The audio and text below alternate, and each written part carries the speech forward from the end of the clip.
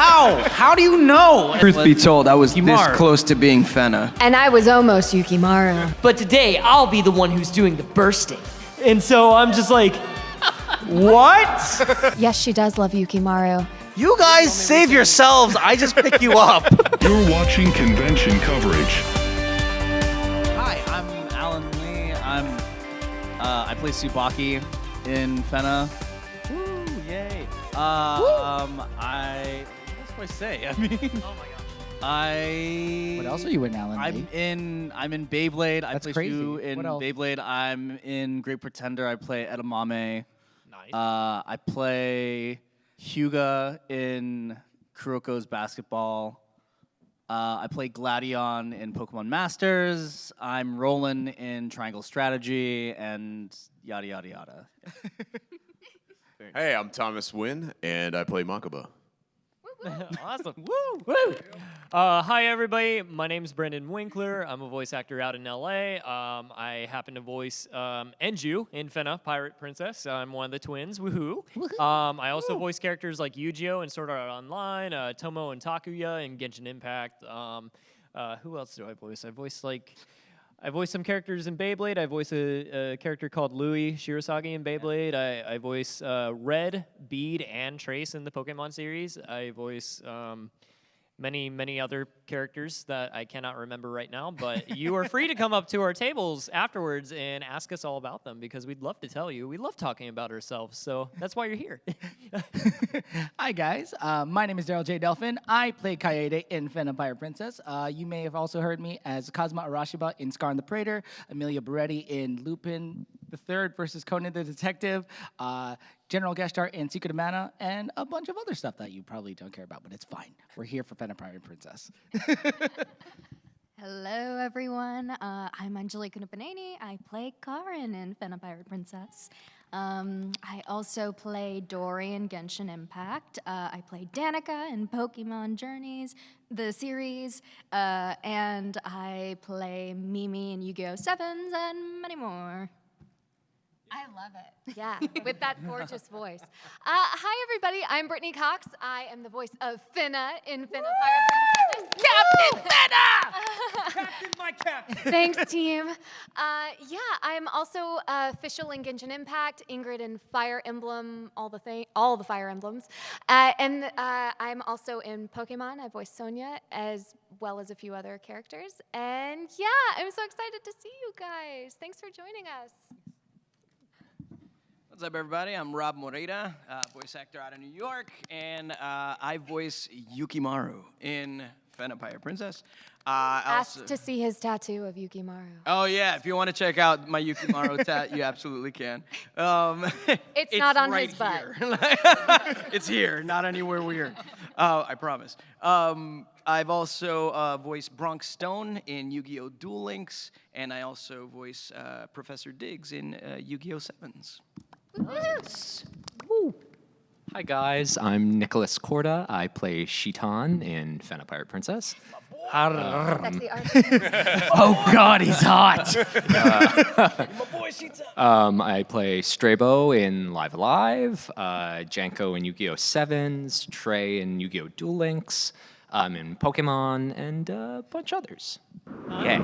How do you get recognized in public very often, or people that don't? Anybody?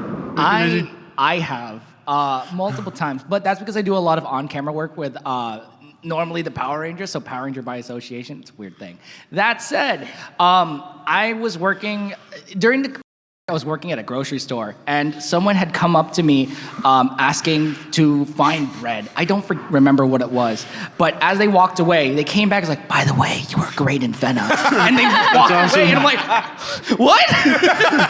You didn't ask for my name? I'm wearing a mask. How did you know?" That's It was a awesome. mess. Yeah, for me, it happens very rarely. But when it does happen, it's normally in nerd community spots, you know what I mean? Like, so there's this wonderful cafe called Requiem in Anaheim, California. If you guys ever get a chance, you should totally go. It's totally a nerd haven. And what had happened was I was checking out, and they were like, "Hey, so not to be weird, but are you a voice actor? And I was like, oh yeah. And they were like, oh, I totally like know you from SAO and all this other stuff. And like, it's a cool moment when it does happen, but it happens very rarely. And I think I like it that way, you know? So.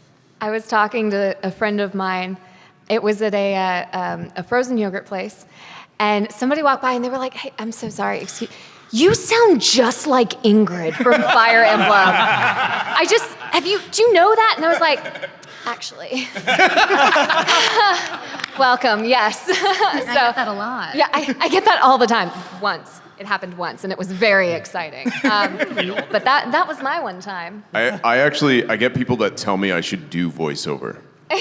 Where they're like, you have a really good voice. You should think about doing voiceover. I'm like, oh, thanks. I'll consider it. By the way, I'll really bring it up. Thanks for the question. Yeah, man. Yeah, thank you. I had.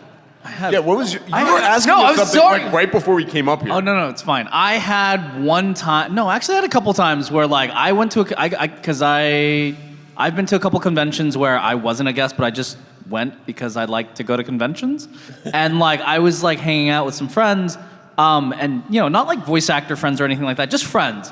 And like I'm like, hey, you know, like let's go check out this panel, and then like suddenly there'll be like a random guy that's like, wait, are you Alan Lee? Like the Alan, and I'm like, what? How do you know? And they're like, I love you in Gargantia, and I'm like, thanks, man.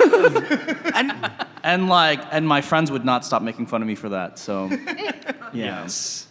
Alan, you were about to ask us something right before we don't got on the remember. stage. You were asking us if we all auditioned for all of the other parts. Yeah. Because I'm always curious as to like, you know, like of like this of like the alternate scenarios, like what could have been, you know, because like we got cast, and I think this is a perfectly assembled cast by our casting director Stephanie Shea.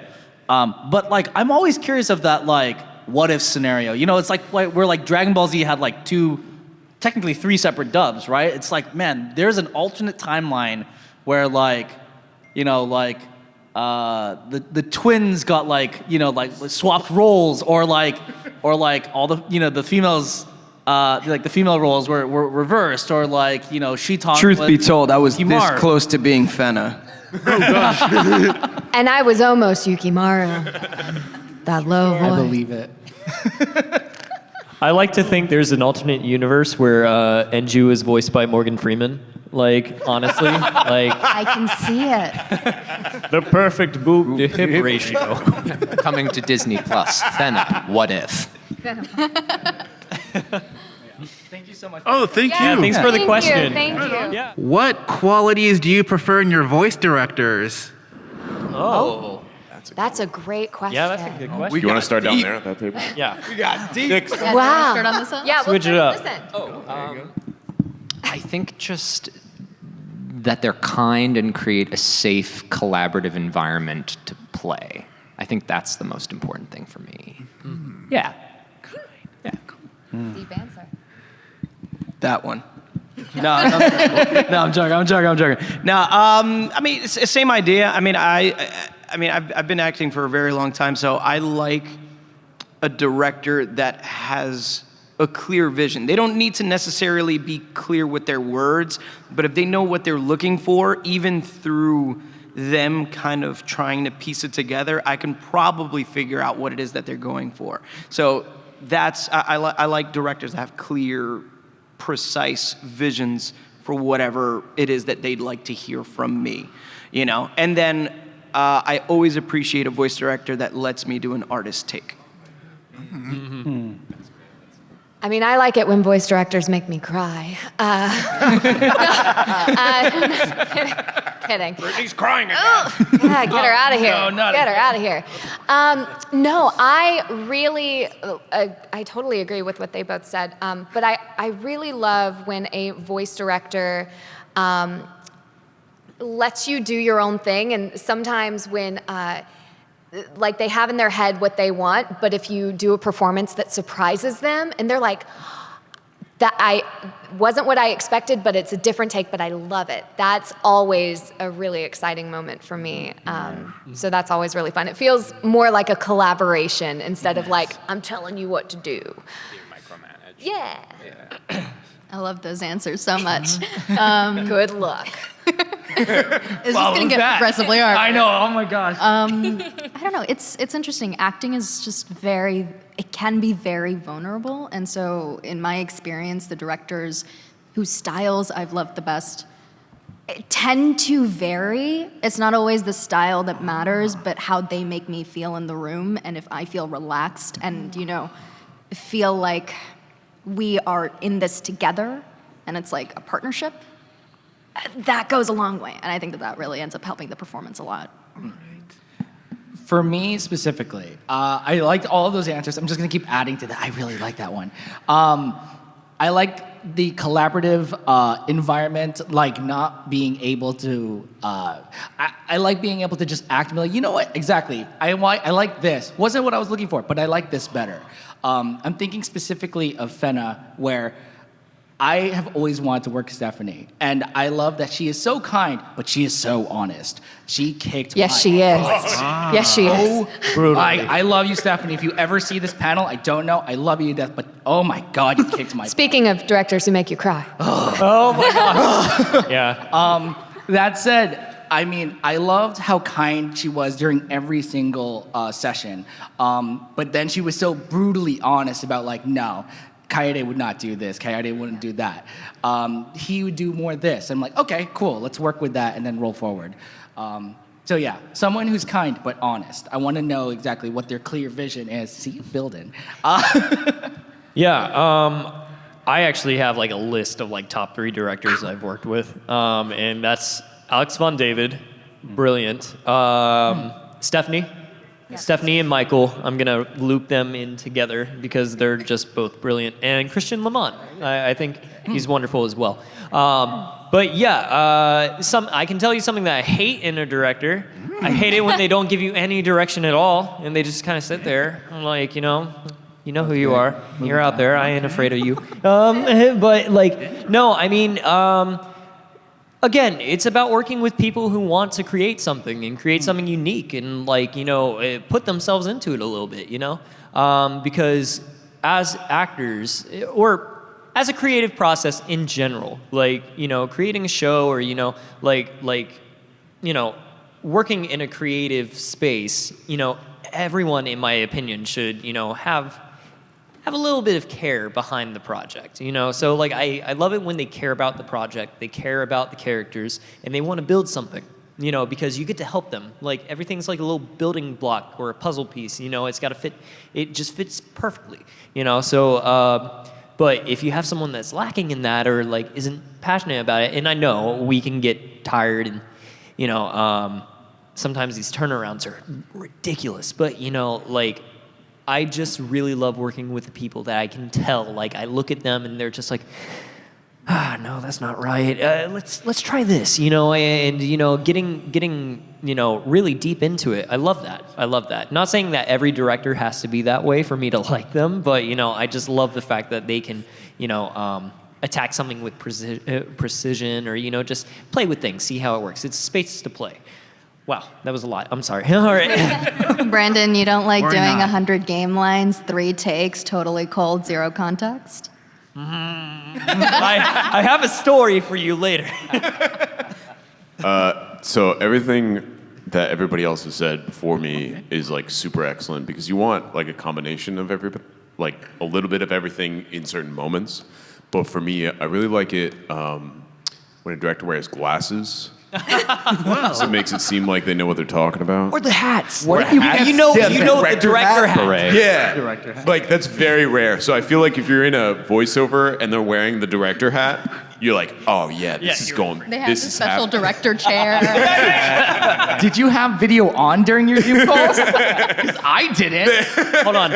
I'm going to call someone out in particular, Chris Kaysen. Have you ever worked with Chris? No. Like he has the director hat. Oh, I know what you're talking about. Such a good quality to have. But Sorry. a real a combination of a lot of them, and also like them understanding where I am on that day for that session, for whatever it is in my life that's going on, to get the performance that they are happy with, not something that they're. Because they know that's what y'all are gonna see, you know? Like, I would rather do, like, if it hurts my feelings to do 6, 7, 10 takes because I feel like I'm not hitting it right, it's worth it because the end result, I know, like, trusting your director that they want the best thing for the end product, you know? I feel like that kind of, like, understanding of, like, I am a human being, I might not be getting this line right, or I can't say this word for some reason on that day or whatever. And I think the patience and to just trust them as a person. Yeah. I feel like I'm going to be a little bit contrarian to what you just said. I actually really like it when a director makes me do a take like 5, 6, 7, 8 times. I actually don't like doing it once because I feel like because there's so many like possibilities that you didn't choose. You can only choose one in the moment.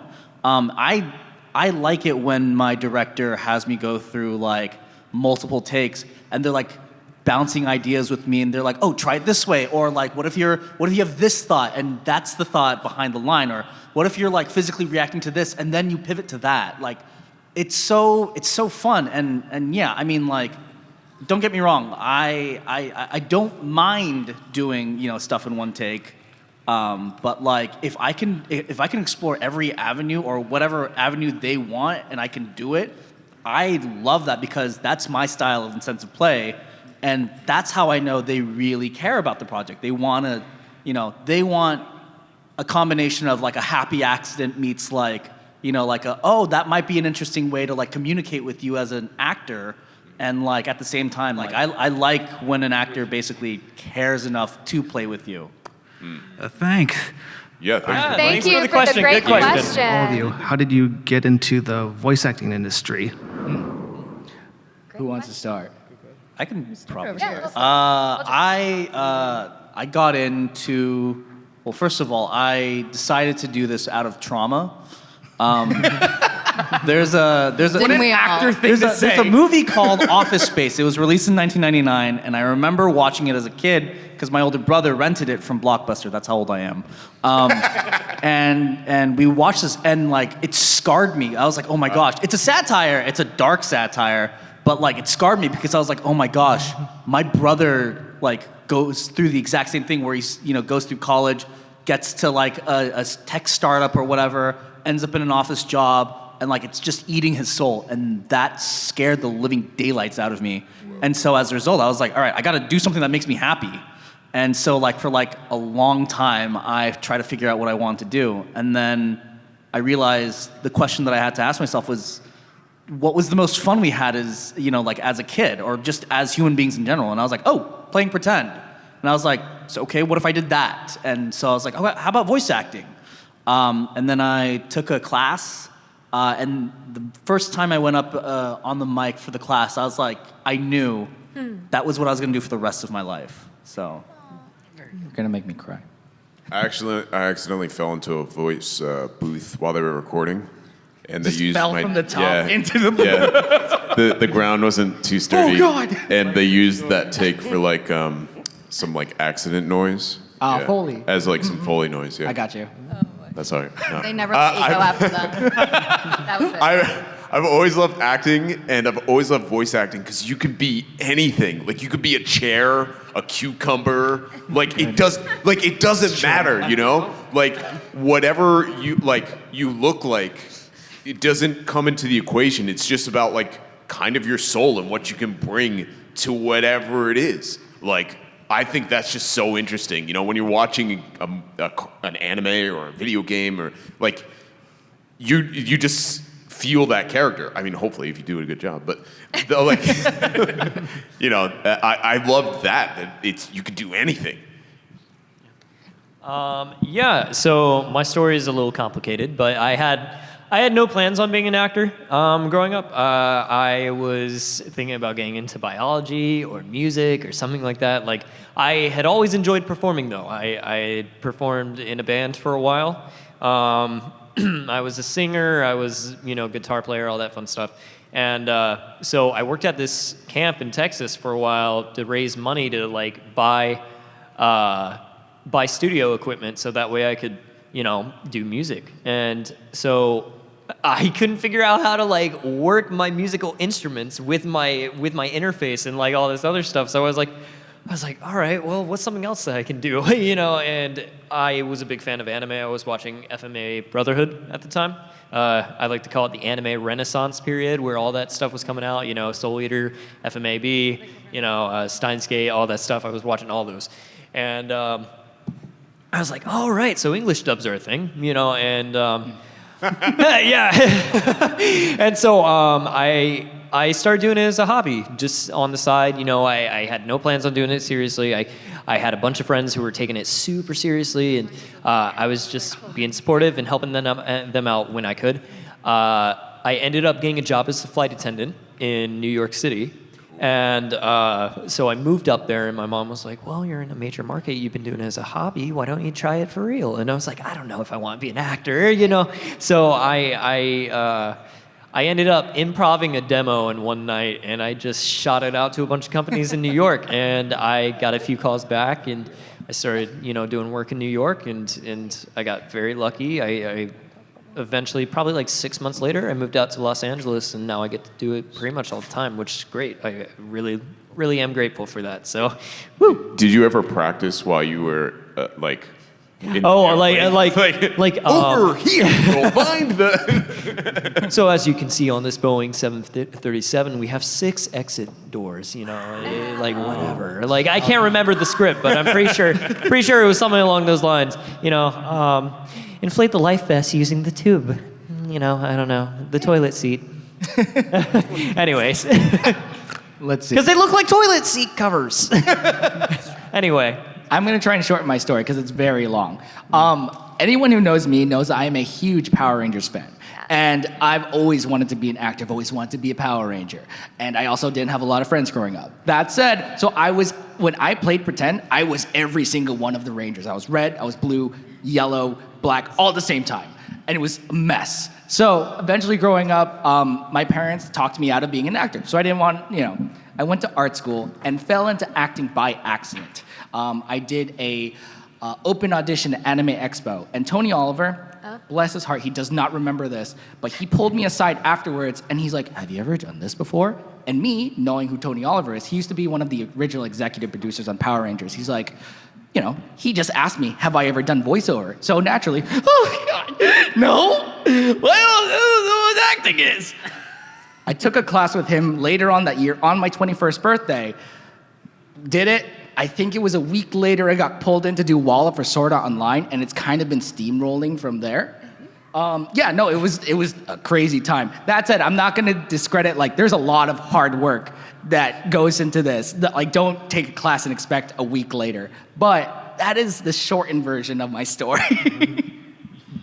All right. I was very, very similar to Brandon. I never expected to be an actor, ever. I feel like stereotypical kid of immigrants. I had a very clear set path on what I could do, doctor, engineer, lawyer. Thought I was gonna go to law school, went to, a good school to, pursue that. And then halfway through had an existential crisis of what I actually wanted to do with my life and what I needed to be happy. And acting was totally by accident. I stumbled into it, just online communities where I was exposed to it. And I grew up a fan of animation, and I loved the idea of voice acting, but other people did that. I didn't do that. Other people were actors. It was impossible for me. And so I was, I was like, I'm just gonna do this for fun. I'm just gonna do this as a hobby. And then hit. And suddenly every resource on earth was online. And I was like, why don't I take some classes? And I did that, and I still had 2 years left in my degree. And I went through, finished college while I was researching and learning about the industry and starting to audition. I graduated a little over a year ago, and now have gotten to do things I could only dream of. So. Question mark? I don't know if that answers how I did it. It's just been one unexpected thing after another. So it's been cool. A common trend. Yeah. Yeah. Just happened to work out. But yeah. Well, I started off as a theater and on-camera actor, and I did a lot of other things to pay my bills, but that's not important. Because theater doesn't pay you. Right? So, so I was living in Seattle, and my now husband was working at a recording studio that's called Bad Animals that produces a lot of, or used to produce the voiceover for a lot of Nintendo projects. And I was there dropping off lunch for him one day, and they were like, hey, you're an actor. We have this quick thing. You just sound like you'd be right. Will you just do this thing on mic? And I was like, okay. And I did. And it turns out it was for, do you guys remember when the Switch first came out and it came with that game, the 1-2 switch? Yes. Oh, yeah. I am pose. Okay. You're I'm lying. throughout. I yell Really? at you. That is my first ever game. Awesome. And I yell at people that whole game, and nobody remembers that game. I need you to make up. But yeah, so that was my first thing, and then it just rolled from there and moved to LA, and here we are. Nice. That's cool. I knew exactly what I wanted to be when I was like 12. So I've been a trained actor since 12.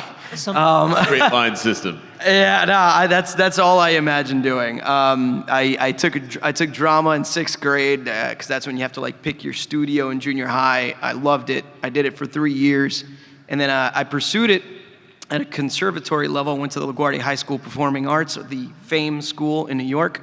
I got in. I went there. And then after that, I went to the American Academy of Dramatic Arts, and I did that for 4 years. And after I did that, then I did a lot of non-paying way off Broadway, because that's New York. Yeah. And 10 years later, I ended up falling into voiceover. A really good friend of mine, she was a fellow actor. She's the one that kind of pointed the way for me, told me workshops to take, people I should look at.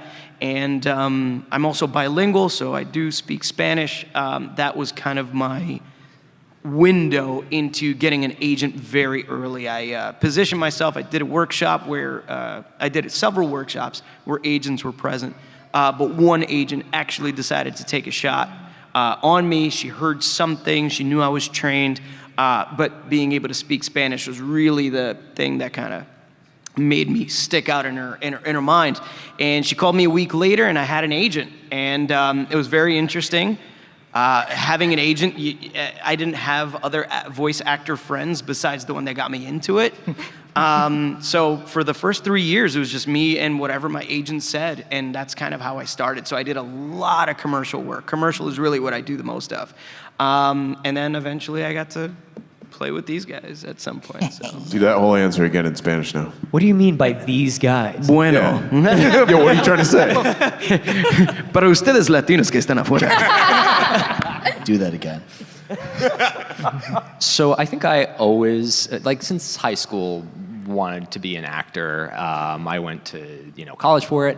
Once I got out of college, I was kind of mostly doing everything theater. I had always loved animation, but I hadn't really done it until 4 or 5 years ago. I started, I took some classes like everyone else, got a coach, but I was kind of originally focusing very heavily on theater. I was even the managing editor of this theater design magazine that this Broadway sound designer created. Fancy. And that was, it was, but it was all consuming, and I was getting, I think, a little, not finding the love of the craft, and I think voiceover kind of brought that back for me, one of the reasons, why I originally got into it. And I think since then, that's just kind of been a constant for me, which has been nice. Yeah. Thank you so much for your question. Thank you. I wanted to say thank you guys for all coming. And my question is, what's a moment that you're proud of that you don't really get to brag about? Ooh. I can start. Okay, good. This is actually a Fena moment. I'm not going to give any spoilers in case people haven't seen the final episode. The final episode is, I think, one of my most honest, raw, real acting I have ever done for a voiceover project. And it it still makes me tear up thinking about Oh. it. So, Yeah. For me, I was working on Sword Art, and I was still rather new to the voiceover sphere. And I was, as you can tell, pretty terrible at my diction. So I couldn't like get words right on the first try. I was nervous all the time. I had terrible imposter syndrome, and I would delay sessions for like hours. It was not good. But Von David, really swell guy. You know, he came over and he's like, and this is why I love him. He was like, look, I don't know what the hell's going on, but you're the only one who can play this character. So you gotta like get it together. And so I was like, yes, sir. You know, and so I go home. I have like 2 weeks off, you know. So I start like researching like speech therapy and, you know, things like that, just techniques that I can do. And I was able to dig myself out of that hole. And a lot of people don't know like how much of myself I put into that show, you know, and what a transformation it was. Because when I came back and I had practiced all those things, at the end of the session, you know, it was so smooth. It was so smooth. It was like the easiest session of my life. And Von David comes in and he's like, Brandon, hey, come here, man. And I'm like, oh God, he's gonna yell at me again. I'm not ready. And so I walk up and he just hugs me and he's like, way to go. And I'm like, thank you. And so, yeah, no, I'm really proud of that. I'll always be proud of that. And yeah, it's the reason why I still have a career. So, yeah. I got one. It is voiceover related, and it was my first big purchase with only voiceover money. And that was my motorcycle. Yeah. And that was probably the coolest thing ever. Like that one big purchase where it was like, this is for me, and it's fun, and it's nobody else's, and I did it with my voice, and this is awesome. So that was great. So yeah, but now I have a house, so second big purchase, no. I got one. Well, okay, so it's difficult to pinpoint an exact moment, but there's a show that I did called Great Pretender, and it's on Netflix. I could basically say the entirety of that show I'm super proud of. And anytime anyone wants like a recommendation, I'm like, oh, go check out Great Pretender on Netflix. Watch it in English. Get past the first 10 minutes of the first episode, and you'll understand the gimmick and the gag and all that sort of stuff. But the amount of screaming that I had to do, I'm very proud of, because I found out through that I have a knack for making my pain hilarious to other people. It's true. It's really funny. Sorry. Anyways, no. I found out through that show that like that I can make pain funny and be a fall guy and be sort of like the punching bag. It works almost too well, because now I feel like I play that way too often. Actually, Tsubaki, I think the moment I like started reading the script for Tsubaki after the audition and I got cast. It made sense. I was like, that's why I'm playing this character. Okay, I get it. But I don't know. Yeah, just that show in general, Great Pretender. If you haven't watched it, go watch and all that sort of stuff. After Fena Pirate Princess, of course. Fena, really quick trivia. We kind of figured out who the cast was like a little bit after we got the roles. And I remember recording and seeing Tsubaki running around on screen. And I told Alan, this is the most Alan character I've ever seen in my life. This is you. By the way, I did not go in yet. He went in first. So I was like, oh, okay, what does that mean? And then the moment I saw it, I was like, oh. Okay. Yeah, I see it. Very good. Anyone else?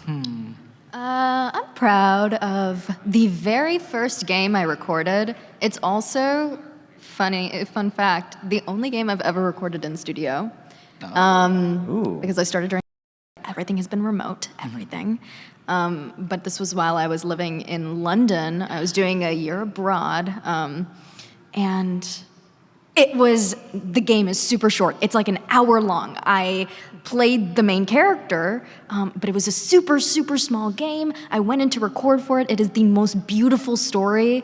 It's about this woman with dementia, and it's just like telling the story of her life. And it's so beautiful. And I was like, this is such a small game. No one's ever gonna hear about it. And it got nominated for a BAFTA. And I am so proud of that. And yeah, so that's my proud moment. Yeah. Nick, you got an answer down there? Yeah. So I think in my second session for Live Alive, my character Strabo, he has an English accent, and both my directors were British, and one of my directors was like, when I heard your audition, I was like, my God, he's more English than I am. And I was like, okay, I can retire now. That's amazing. That's a great compliment. Is that everybody? I did a video game and I did like 8 voices for it, and they were all very different. So I did like a Southern accent, a Trinidadian accent, which I recorded my mom's boyfriend for a few hours and interrogated him and practiced for like 2 weeks. But yeah, so I did like 6 voices, and they're like, oh yeah, and then this character's Southern, and I was like, okay. So I'm really proud of that work. And then with this show, I feel like everybody, we know, but my character, we recorded the first 3 episodes, and then we found out that my character, I was doing more like a, hey, I'm Makaba. Good, do you like bows? And I was doing it like that, and then like we went back for the second session, and I had to do 3 episodes worth, and then also episode 4 and 5, more of like, do you like bows? I'm Makaba, hey. And so being able to just like plow through all of that material, I was like really proud of. Yeah. Thank you. Thank you. Do you find more excitement like being part of something that's very established, very well known, beloved, or the potential to do some completely new IP in the sense of adventure and the potential that can just be an absolute huge and newly beloved title that you can be 100% unique for? Oh my God, I love that question. Yeah, it's good. It's awesome. Yeah. The answer is yes. Yeah. No, we're keeping this binary. You want to be a part of. You want to be a part of that historic, amazing, well-established thing. I mean, I got to be Inuyasha Hime, which is a continuation of Inuyasha, and I grew up on Inuyasha. Like I was a kid when I was watching Inuyasha on TV late at night, and then 18 years later, I got to be that character and act in the same scene as all the other original actors. It's mind-blowing. That's like my favorite memory of any voiceover-related thing. But yeah, you also want to be a part of something new, and you want to establish something for yourself. You want to build something for yourself and really own that character, where you're not just treading on the water or in the shadows of someone else's performance. You want to be that figure that like people eventually come up to and be like, wow, you are that character. There's no doubt in my mind. Like yeah, of course we want that. So like the answer I think is yes, both. Same. I just love being involved with all of it. Right. All of it. Like I have people that like DM me questions, or like I have other fellow voice actors that are asking for feedback. Just love being involved. Yeah. To keep it short, I've learned that every show is somebody's favorite show. Every project, no matter what it is, whether it's new or small or whatever, it's somebody's favorite. So you should treat it with the respect that it is someone's favorite, And so I really love getting to play in any capacity, and I just get extra excited when it's like a long-standing franchise. Like for me, it was Pokemon. Pokemon and SAO, like those two. I was like, what? So that was great. And Final Fantasy too. That was another one. But I think one of the best things about working on a new IP, especially something like, say, Fena, because we didn't know anything going in. Like, a lot of this stuff was unknown. We were recording to animatics most times. So it's like finally getting to see the final product and being a part of a new IP, I think is so, so fun. Obviously, I'd love to be in little things like Digimon or Pokemon, Power Rangers, whatever it may be. But, like, getting to build this new IP, especially with a cast like this, fantastic. Yeah, like I really dug Yukimaru real quick, only because I'm the only Yukimaru. Well, that's not true. Japan, Spanish. Yeah, but I could do it in English and Spanish, Darrel. I was just gonna say really quick, yeah, I've been recording for a very long time on a new IP, and it's like, I've been thinking a lot about the fact that like, I feel the excitement, I feel like people will like it, and when you're on like a new project that no one's ever seen before, and you like have that like faith in it, that people are gonna love it, that is so exciting, and it's scary, because you don't know, but it is like a feeling like nothing else. But also I booked something recently where I was like, I cried, I like full on sobbed, because I was like, this is something I grew up on, loved, so yes. The answer is yes. Yes. No, I feel the exact same way. It's like that terror in a brand new IP. It's that terror of like, oh my God, this is new. If people hate it, it's because of me. But it's also so exciting because we believe in it so much. But then, also, stepping into being the official voice of Nancy Drew, like that was a childhood figure of mine that like I cried when and it's like so exciting and just shocking. So yes to all the things. If brevity be the soul of wit, yes. No, but yes. I echo that, but also to be a part of something that's just like very well written is really fantastic, I think. Whether it's a long-standing IP or something new, that makes all the difference. Writing is like so important. Yeah. Thank you. Yeah, thank you for the question. Great question. Hold on, before we get to the next question, I just wanted to say, because Darrel, you said something about us dubbing to animatic, and I remember this one thing. I just wanted to share this real quick. Tsubaki's animatics weren't even complete, so I had to do my first session dubbing over a picture of Mount Fuji. No, I had that too. Serious? Yeah. I didn't get that. It's like, oh, what's Kobaru? Oh, Kobaru is this. And it's just Mount Fuji. And you're like, okay. We heard your best moment, favorite moments you've had. What is the worst line or word that you've had to do for voice acting that just stuck with you? I already know the answer to this. So I worked on a project called Beyblade, and you know where this is going. Is it? He would talk about this all the time. Yeah, because I laughed my tail off. Okay, so anyway, I worked on this show called Beyblade, and I voiced this little 10-year-old jerk, named, sorry, he's 12, whatever. So anyway, I'm working with Tony Oliver on the show, and we come across this one line, and I'm like, are you sure you want me to say this? And he's like, yeah, I don't know why they wrote it like this, but just do it. It's like,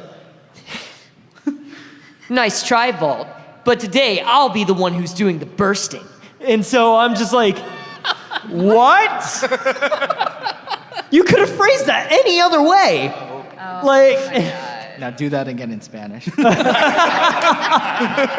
Yeah, so it wasn't a worst moment, but I think it was one of those moments that I was like, we could have, are you sure? It's a children's show, right? Oh my God. For Fena, this is the line that I used to get back into character. Yeah! And every single time, that was it. That was all I had to do to get back into voice. Because for some reason, if you just started the session, I couldn't do it. So here I am standing outside the booth, yelling this. Okay, all right, we're good now. I'm back in character. I played a character in JoJo's Bizarre Adventure Part 4 named Teranosuke.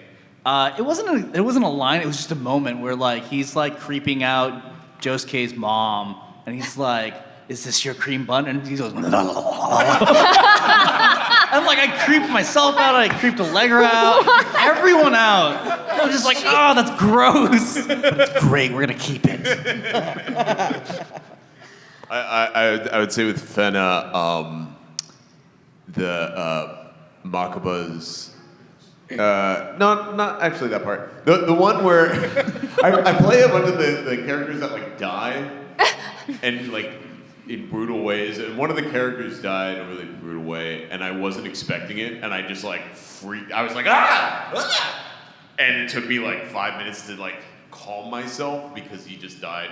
I'm not trying to spoil, but outside of Fena, just any sort of like pharmaceutical voiceover stuff where you have to say like Cory krill oil with essential oils, and it's like oil, like that. It's like, and then you have to say it so fast. Yeah, those are two for me. Hors d'oeuvres. Hors d'oeuvres. Looking at hors d'oeuvres does not say, my brain can't put it together. So reading it, I'm like, what was this word? I know this one. It takes me an embarrassing amount of time to figure it out. That's mine. Any time that I have to do 40 seconds worth of a political commercial in 30 seconds in Spanish. Every time. Because if it's, let's say 40 words in English, it's about 58 words in Spanish, and you have to do it in the same amount of time. That's not fun. Every time I have to do that, it's difficult. And we're in a political year, so I'm doing it a lot. To be honest, I can't really think of anything, but I have a story.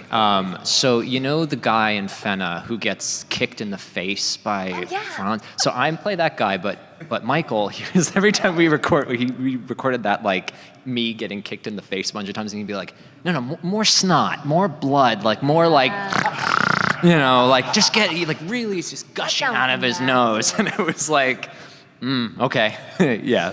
To be fair, I always had trouble saying Shitan.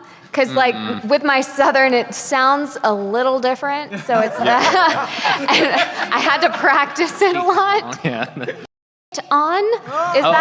That's what we were afraid of, and I'm terrible.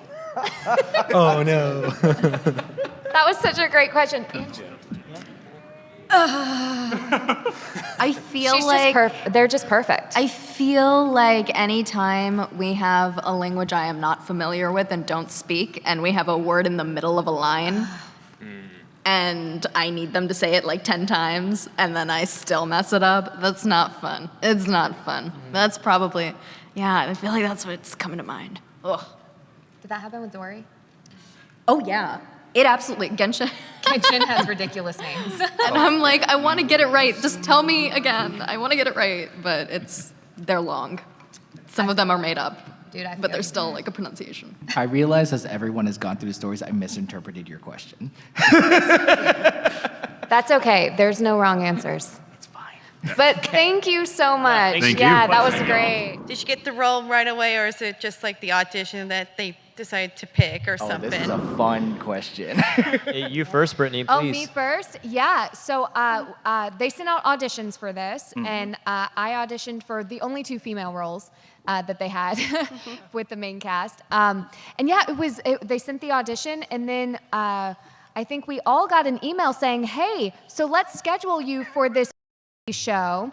And we're all like, what? And they were like, oh, I'm sorry. Okay, wait for the next email. And another email comes, congratulations, you've been cast. It was very confusing because we got 3 emails. The first one was the scheduling, and then, hey, hold on. Oops. Sorry, we made a mistake. Give us a moment. And then congratulations, you're cast. Yeah. I didn't get that email. I just got the congrats, you've been cast in Pirate Princess. Oh, and well, I'm they like, probably- That's scheduled Yeah, I last. know. They were probably like, do we really want to bring on this Brandon guy? I don't know. Hey, send the rest of the email to the cast. Oh crap! What we did what? Okay, never mind. We'll fix it. It was also funny because we got these emails like 2 months after the audition happened. Dude, it took usually. I had completely forgotten what it was that we auditioned for because Same. when we auditioned, it was codename, and then receiving it back, now we had no idea what it was. So, And usually casting for anime happens much quicker than a 2-month turnaround period. Like 2 months you expect for something like that. Yeah. maybe video games, maybe original animation, but for anime it's like, week's gone by, I haven't heard. Well, C'est la vie. Yeah, exactly. I almost deleted the email. Oh no. I was like, what is this? What? no, yeah, And then I actually read it, and because I was busy doing something. I was like, what is that? Whatever. And then went back and I was like, oh, Oh. Okay. Glad you didn't delete that Yeah, email. for real. No, the email, I remember looking at it because there wasn't any like signature attached. It was just words of like, let's schedule you. There was nothing Yeah. else. And I was like, I don't know who this is. Whatever. Oh, wow. My goodness. Looks like I'm the only one that got a normal email. They really wanted you, Brandon. No, they probably fixed it. Thank you for the great question. What is a show that has impacted you that is still stuck with you to this day? This one, Fena Pirate Princess, 100%. Like I'm not even just not because we're on this panel. 100%.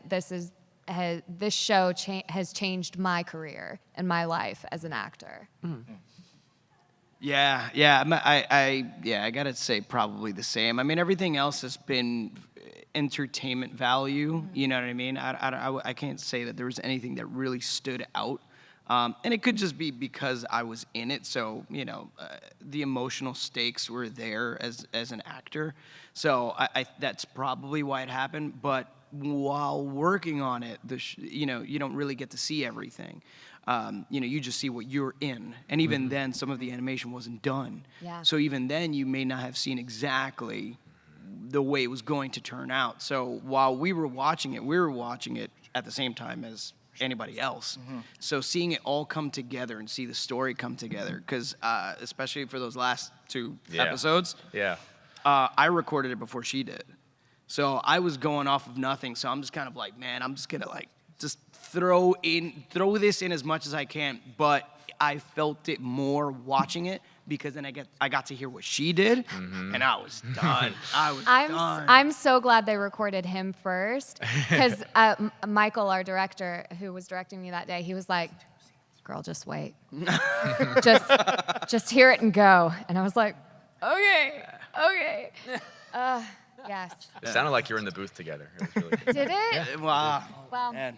we were not. We were on separate opposite sides of the country. Yeah.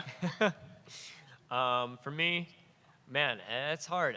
Mine's more of a game. I grew up playing Tales of Symphonia.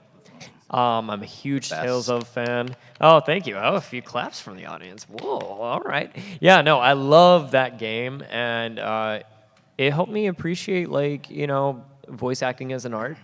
And the performances were really great, and it's actually what inspired me to, start voiceover, because I started Tales of Symphonia, and so I cast it. I cast it and tried to direct it and all this other stuff. Oh, it was a nightmare. But it's it's something like, Tales of Symphonia is a big one, and another one would probably be FMA Brotherhood. I was a huge fan of that, and that's another thing that really inspired me. So love those shows and games. What platform? What's that? What platform did I play it on? Yeah. Oh, it was GameCube.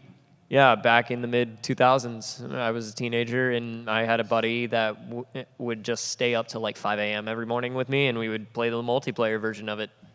It was awesome. For me, Fena, definitely. My obvious answer is Power Rangers, because that inspired me to start acting. Thank you. Yeah, I got more clapping than you. And that's what really inspired me to start acting at all. But as a voice actor, Digimon inspired me for everything. And getting to meet Brian Donovan downstairs, I almost teared up. It was crazy. He's the voice of Davis in Digimon Season 2. And I grew up watching Digimon Season 1. But Digimon Season 2 is around the time that I could fully comprehend, these are what these creatures are, these are what these people are. And so getting to meet him and tell him, oh my God, listen, if it wasn't for you, I would not be an actor. That's crazy to even think about. But Digimon, 100% helped me get here. So, thank you. Stop it! It's the saddest story. I made him tear up a little bit too. I went over, I gave him one of my prints, and I'm like, here, thank you so much. And then he got up, he hugged me. Oh, it was so nice. You can stop clapping now. That is very sweet. Darrel. I'm gonna pick a movie, but when I was a kid, my favorite Ghibli movie was Whisper of the Heart, which is not a lot of people's favorite, but it was mine. And looking back, now as an actor, I'm like, that makes a lot of sense because the movie is about being a creative and like being challenged at every turn to like keep going. And so in retrospect, I'm like, this is very fitting. At the time, I just liked the movie. So yeah, Whisper of the Heart, I feel like it's probably gonna stick with me for a long time. Other than Fena, I feel like Furikuri, FLCL, if you've ever watched it. I love that show. And just like when I was watching it for the first time, I was like, what is happening? What is this? What? And watched the whole thing and I was like, it still doesn't make any sense. It makes the same amount of sense. So I think watching... About puberty? Watching something like that, just being like, oh, this is so fun. And it doesn't have to be a direct storyline of you as a viewer, you don't have to immediately understand what's happening, but just enjoy it the entire way. Yeah. So wait, hold on. So just to clarify, the question is what anime like? What show? What show? Just Yeah. What show, but games and movies are also good. Stuck with me? Yeah. Okay, I have two answers to that. I'll make it real quick. Personally, career-wise, Great Pretender. That was like, it's everything I wanted. It's my Cowboy Bebop. It's lightning in a bottle for me. We started at the very beginning of the pandemic, and I got to take as much time as I wanted for every single line. And I explored every like nook and cranny for every single line I did, and like it just stretched me as an actor, and it healed me from what was going on during. That's definitively like the best thing that happened to me. Show-wise, everything that I watched on Adult Swim. When I watched Adult Swim for the first time, it was Inuyasha at 11, Yu Yu Hakusho at 11:30, Cowboy Bebop at midnight, You remember and then the Outlaw times. Star, and then Gundam. But I eventually became Kohaku for Yashahime after like watching a bunch of it on, like watching a bunch of Inuyasha when I was a kid. And yeah, I guess that's my answer, Inuyasha.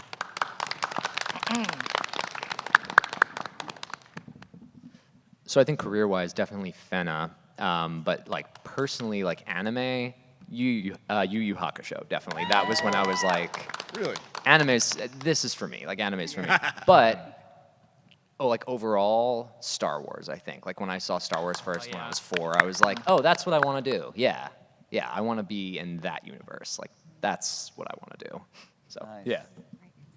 Well, thank you guys. We appreciate Thank you. you. Thank you. Thank you. All right, my question is, if you had the chance to play, voice a dream character in anything, any medium that maybe inspired you in the new version or something that's in manga and it's getting an adaptation or something, what would you want to play? Who would? Nick, do it. Does it have to be anime or can No. it be anything? Yeah, anything. Batgirl. Is Batgirl. Oh, yeah. Okay, not Batgirl, but really anyone in the Bat family, like a Robin. Oh my God. Yeah, I would die. Batman. Are we just all gonna be? Guys. I've always wanted I to think be we have a- Nightwing, but that's not my answer. But hey, I feel like we have a new property. It's starting. I mean, Rob is basically Batman. No, yeah, we are. In real life. Deadpool. Any iteration of Deadpool or Deadpool associated anything. Deadpool's left shoe.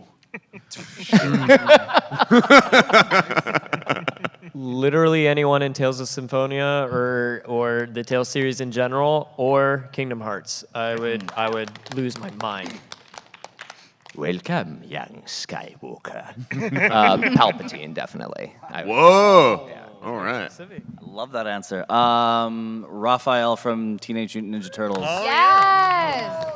Yeah. I'd love to mix Rob Paulson's sarcastic version with every other angry iteration of Raphael. I just want someone who's like rude and also kind of a jerk and physically tough and stuff like that.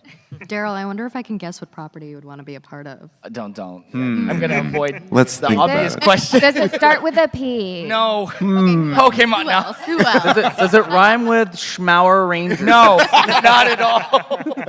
Power Rangers. I'm gonna avoid the obvious answers of Digimon and Power Rangers and gonna go Beyblade.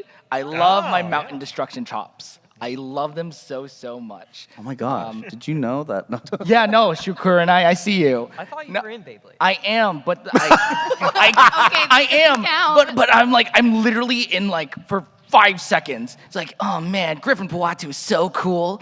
No, like I want to be something more, in Beyblade, but I'm greedy like that. I think that's everyone, right? Thank you so Thanks. much. How did you feel about laying the role of Eugeo in Sword Art Online? Oh, And, Sword Art, How did you yeah. learn Oh my about gosh. it, like the process of that?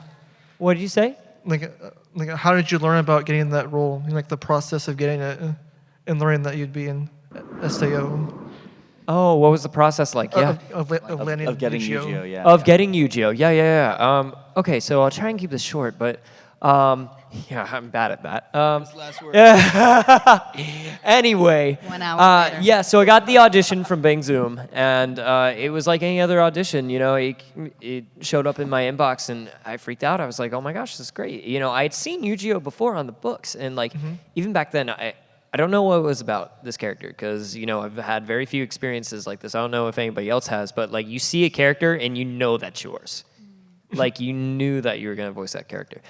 I knew that out the gate. I was like, I'm going to voice this character. Absolutely. I don't know why, but I'm going to.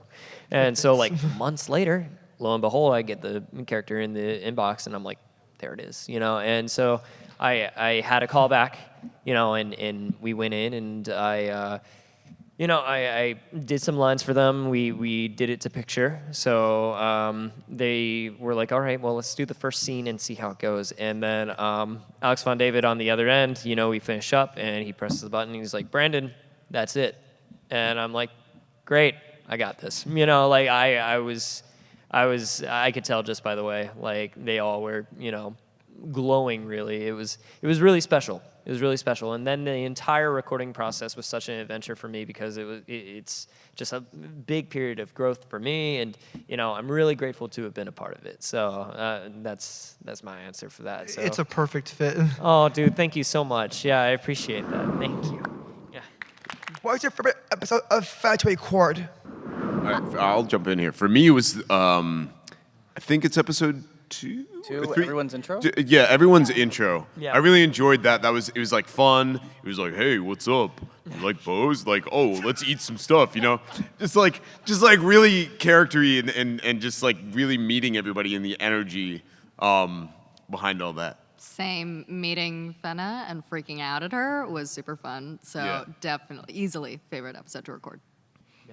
I have to say episode 2 as well because Really? it's such high energy. Yeah, and there's all these characters have such big personalities. Getting to learn who they are and stuff. It was just so fun to like be a part of. So yeah. I have really fond memories of episode 2. I remember because I recorded first, and Brendan didn't even know we were brothers yet. And so he sent. I recorded, and I was waiting for like a message, something. And the first thing he sends me is what was that? The Spider-Man meme of. Yeah. And then I remember I was doing groceries at the time, like, because I had just recorded, and I said, hold on, I'll respond to you in a moment. Give me 1 sec. And then he responds with, what's up, brother? The Hulk Hogan thing. Very fond memories of that. It's not my favorite to record. I enjoyed episode 3 the most, just because of our fight scene and like getting a hangout with Fena. That's my personal favorite. I don't recall the episode number. The thing is that Yukimaru, being as serious as he was, there were no fun episodes because everything was very serious. But my favorite to record was when he woke up after he got hurt on the ship. When he woke up and actually gave Fena that really long speech that made her pass out at the end. That was probably because that's the first one that he let his guard down just enough to let her know, like, this is what I'm about, and whatever happens, I'm here. I want to let you know. Like, I may have been a jerk for a bit, but this is why. He means business. I had fun doing all the episodes, but I will say I don't remember the episode number, but the episode where Fena yells at Shitan for like a solid 5 minutes without a breath. Episode 8. Episode 8, where it's like, ah! It was amazing. And that was so much fun to yell at him with Brule. I mean. Yeah, that was my favorite episode too because of that scene. Really? Specifically, yeah. Oh my God. Yeah, it's like that reconciliation. Yeah. Oh my gosh. Definitely. Oh, am I the only one? Now it's just you. No, I mean, yeah, episode 2 was, I mean, yeah, because just, I got to do a lot. I got to yell at everyone. Yeah, and I chased the twins, and like, I'm like, trying to get everyone in line and all that stuff. Gosh, but like, the most fun, I don't know. I guess the most fun I had is, there's an episode, I can't remember either, but like, there's an episode where, no, screw it, I probably is too. Probably is too. I had so much fun with that. That's the only thing that comes to mind right now, so. Thank you for the question. Yeah, thank you Thank so you much. so much. How different is the process for you to book anime versus like traditional Hollywood or traditional media? Like on camera versus voiceover? Yeah. So with dubbing, we have to put in all the same type of acting that we do for any other project. However, we have to match mouth flaps. So it's like when you see a bad dub when like people are talking but the mouth is still moving, we try not to do that. So we try and make it so it feels like we are the original language. Some projects succeed more than others, depends on a lot of different factors. But yeah, that's the most challenging bit, is you're matching timing to other actors' performances while still being an actor and bringing your own self to it. So it's a little more technical. I would say for auditions, especially on camera versus voiceover, I mean, not to be obvious, but no one can see your hands when you're voice acting. Like, no one can see you doing this if something calls for this, So, voice acting, if it helps you to stand or do something big, you can feel free to do that. But with on camera, something like that, you have to be mindful of where your body is positioned. You don't want to block your hands or be too exaggerated if it's not that type of scene. So when I'm recording in the booth, my hands are all over the place. It's very, very silly on that point. I've smacked a lot of things in my room from just. I've hurt my hand. Oh yeah, hitting the side of my booth. Yeah. I actually almost entirely broke my booth by doing my God. Yeah, I swung you I win. swung a little too hard, and then it started to tilt, and I was like, the sheer power. I accidentally blew out the engineer's eardrums because I smacked the mic by accident, and that's like a cardinal sin. Like in VO, like it was like the worst thing possible. I just was so in it, I wasn't paying attention, and I totally smacked the mic, and they were like, "Ow!" Yeah, I'm like, "Is everything okay? Is everything?" They're like, "Yeah, just give me a moment." I felt so bad. Yeah. But thank you for the question. Thank you so much. Is there any misconceptions about any of your characters that you like to clear here and now? Misconceptions? Oh. Yeah, like, interesting question. I have two. So for Fena, yes, she does love Yukimaru, and I love Rob. So it's a big love fest over here. True story. And then for those who are fans of Fischl, I do not speak German. It's all been a lie. Just as a reminder. Okay, for me, oh gosh, I'm trying to think. Are there any misconceptions about my characters? Is Louis Shirosagi's hair actually on fire? I like to think so. Yeah. Okay. My character in Beyblade, he literally is a child that walks around with Constant flame. flowing blue fire hair. Yeah, it's kind of crazy. And I think the other one would be like, oh, is Eugeo and/or Tomo coming back? And I cannot give a definite answer right now, sadly. But there are a lot of hints. Yay. Do the research. Brandon, I actually have a question for you. Who, me? Yeah. Oh, yeah? Is Red mute? Red? Ooh, that's a good one. So the thing that Nintendo told me was Nintendo. Wow. Nintendo. They told me that he is so strong and determined there is no need for words. Like his Pokemon and the people around him just understand him. Right, but can he speak? Can he speak? Yes, he can speak. He can speak. You know, there is he's kind of like what's that hero? Like Black Beetle, I think is like he opens his mouth and like destroys things. Black Bolt. That's Black Bolt. Sorry, I said Black Beetle. I don't know my superheroes. Yeah, Young Justice? yeah, yeah, Black Bolt. That's kind of like Red. You know, he speaks and just mountains crumble. You know, so it's a rare but beautiful like instance when that happens. Hi. What was one of the most surprising scenes that you had to read? That table. Start. I had to read about how, or not read, but like I was reading through and realized that Tsubaki just stayed on the boat most of the time.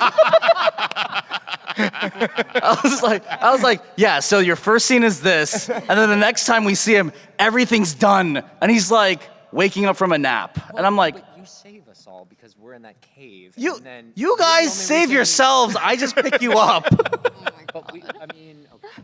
Thanks for being our ride, Alan. Yeah. Our ride or die. I have one. So. Go ahead. Thank you. I play one of the characters that gets killed, and they preview it a little bit beforehand, where you see what's happening, and the dude gets shot by an arrow, and I freaked out for like 5 minutes because I was like, "Oh my gosh!" And it was just so brutal and bloody, and it took me like a minute to like reset to be like, okay, I can be here now. But it took, it really freaked me out for a second. Did I kill you? Yes, you did. Yes, you did. Sorry. Nick, you're You not killed sorry. me too, actually. Anybody else have one? Oh, okay. Sorry. Are you still thinking? A little. This is a minor, not really minor, spoiler, but at the end, Kaede and Enju are like saying, hey, you just gotta have faith in yourself. And it was very, like, there's pastel colors everywhere. It was kind of faded like a memory. And I'm like, wait, what is happening in this scene? Michael Sinter-Nicholas, I asked him, like, what? Why does this feel very Evangelion? And Oh just my gosh. kind of like stayed quiet. And, okay, I'm just gonna keep recording. I'm not gonna ask questions. But that was very surprising because I didn't know how the series was gonna end. None of us did. Oh, yeah. Yeah. For me, it was the fight in episode, I believe, 2 or 3, between Mary and Enju. Oh, 3. Yeah, 3? Okay, yeah. When they're in Barbarol. And my character, basically, has Mary on the ropes and is like, women with the perfect boob to hip ratio are a gift to humanity. I cannot kill you. And I remember losing my mind at that line. I laughed so hard. It's the best line. Yeah, I was like, this is beautiful. Does Enju in his free time just study the ratio? He has a book. Yeah, it's just like this one's average. That one sucked. He's so studied he can spot it. He doesn't need measuring to know. So it's really funny. Right before that scene happens, earlier in the episode, where the twins are there's a gif of it of them whoa, what's that? I forgot what I had to say, but you can't hear it well. It's like, wow, look at that woman, she is huge, and just cuts. Michael goes, huge what? Bags of groceries. Huge bags of groceries. Oh, there's actually another one. When they go to when they see all the gold, Kaede's throwing gold coins up in the air, and one of the scenes lines that we never got to use, it's like a golden shower. Oh yeah, I remember that. And I remember losing my mind. I don't know if that's still in the episode, but that's something that we recorded as a safety. It's this may end up in the episode. So go back and watch it and report back to us. So one that surprised me was the whole Fena's a witch thing. That for me was oh no. So yeah, that was surprising for me, I'd say. for sure. Good question. Yeah, that was a great question. Like, do you usually follow every single word, like word by word, or do you put like a little bit of your own like ideas, like you twist a little bit with the script? Because when I was watching the show, especially with Fena lines, I just felt like they came out so natural, like someone would say that, you know? Like sometimes with other animes, I feel like, yeah, that's an anime, that's how they talk. But like with this one, it's just like the way it was is like, yeah, a human talks like that, you know? So like, I don't know, in general, do you like are allowed to put some of your own creativity into it, or are you like word by word? So I would say scripts can change pretty consistently. I don't think I've ever been in a session where like a line hasn't been changed either by the director or, you know, even if an actor accidentally, you know, changes the line in their brain because they have like a brain fart or something, but then it works. So nothing is like always set in stone, but usually you want to try to follow, you know, what has been written by the adapter. But sometimes it doesn't fit, or sometimes it, you know, there's a better idea, and it's always just a collaborative process. That's what's so great about dubbing, I think. Right. Yeah, like Nick was. Oh, but yeah, like what Nick was saying, I think specifically for dubbing, the adapter does so much to make sure that these words fit with the lip flap, and so it can be really hard to adjust, but it's virtually impossible to not run into some, because like we all talk at different speeds, you know, we all have our little idiosyncrasies where the director has to like help us fit into that. And then occasionally, I think, you know, depending on the director, you get a little bit more freedom to have fun. And sometimes they keep that take, and sometimes we get to improv a little bit, or, you know. So it honestly varies project to project and director to director. Yeah, and I think that's just a testament to how good our ADR, like, director and scriptwriter was on this show in particular too. You know, like the amount of work they probably had to put in was insane. So I'm glad that it came out the way it did. Like everybody sounds so good. Yeah, I'm glad that you say that it sounds very natural, because, you know, that's something that a lot of people naturally critique. And so thank you to our directors and scriptwriters, like, yep, no, this is how all these characters sound. Very natural, very, and I think in our audition sites, like these have to be very natural, specifically for Fena. I can't, but it's something I've been seeing more often. Yeah. Well, and with the character Fena, I am a very fast talker, and I was like, finally, my role has arrived. Let's add words. And so for me, it just was that, which doesn't happen in every project. It's that perfect marriage of an amazing adaptation put together with a character that just fits my speed already. And so it just like, I don't have to try. It's just flowing out. It's great. So I'm so glad that you liked it and it felt natural, because, I mean, it was a great cast and, again, amazing direction and adaptation. Yeah, just to add on to everything that's being said right now, real quickly, Fena being natural, sounding natural, not even sounding like dubbing, but just naturally looking like that, so it looks like a cartoon rather than anime. Brittany's just really good. She's really talented. Incredible. That's a huge chunk of it. But yes, I mean, joke aside though, like it's a marriage of all the elements coming together, and that's why we're so proud of this show. Because I think we all brought our A game. From like pre-production to post-production, and yeah, it was just like a perfect storm. A real product of love. From everyone. You know, and that's what we strive for. You watch Cowboy Bebop, you watch like Samurai Champloo, you watch Full Metal Alchemist. That naturalness that you observe, that you feel, that's what we aspire to every single time. We want it to look seamless, like it was meant to be in English. Some people actually said that to me, like friends. They were like, "Was this originally recorded in English?" I was like, "No, it's a dub." So Thank you for the question. Yeah. Thank you so much. So I think Fena Pirate Princess, well-written show, but admittedly, I feel like there are some things that they could have changed or expanded upon. So out of curiosity for all of you, would there be anything in the show you would have liked to see be changed or expanded upon? Rob? Well, I feel like we all have a lot of opinions about this. Obviously, I'm the opinionated one. No. Yeah. Rob, what do you think? Yeah, I mean, definitely. I think there's a lot of aspects to it that absolutely could have been expanded upon. More of, about Fena and the whole witch thing maybe could have been, a little bit more, gone into seeing Yukimaru and his relationship with Shitan a little bit more. I think that would have been cool to see them have more time, just them two. I feel like that would have been really cool to see, like see how that relationship is.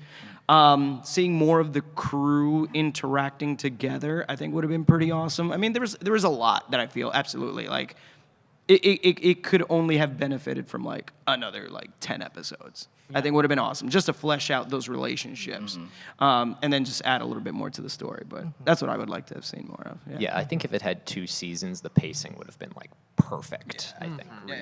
Hey, there's still hope. There's still hope. There's still hope. Yeah. I would like to see more Brule. Yes. Yeah. Infinitely more. I want like Doggo. a Brule adventure episode. A mini episode. A mini episode OVA. of this Brule. Rule OVA. An OVA. That is in my head. I love it. We'll write it. Yeah. Produce it. I want more of the crew's backstories. Mhm. To see where Yeah. they came from, how they ended up there. That's one of the things I really loved about Fena is that everyone had such a strong personality in and of themselves. And every time we had a whole new episode, it's like, I love Karin, I love Enju, I love, everyone. Why can't we have more of that, And that's really what I wish another 12 episodes, 10 episodes, another season really expanded upon. Yeah, I think it'd be, just beneficial for them to go into how did they become the Goblin Knights, how did all of these strong personalities cross? Did they always get along so well? Were they are they at each other's throats when they first got together? But I think that would take away from Fena. So I'm unsure. And as we all know, it should all be about me. Of course it should. Yes, it's only your name in the darn title. I also would love to know why everyone is so scared of Kay.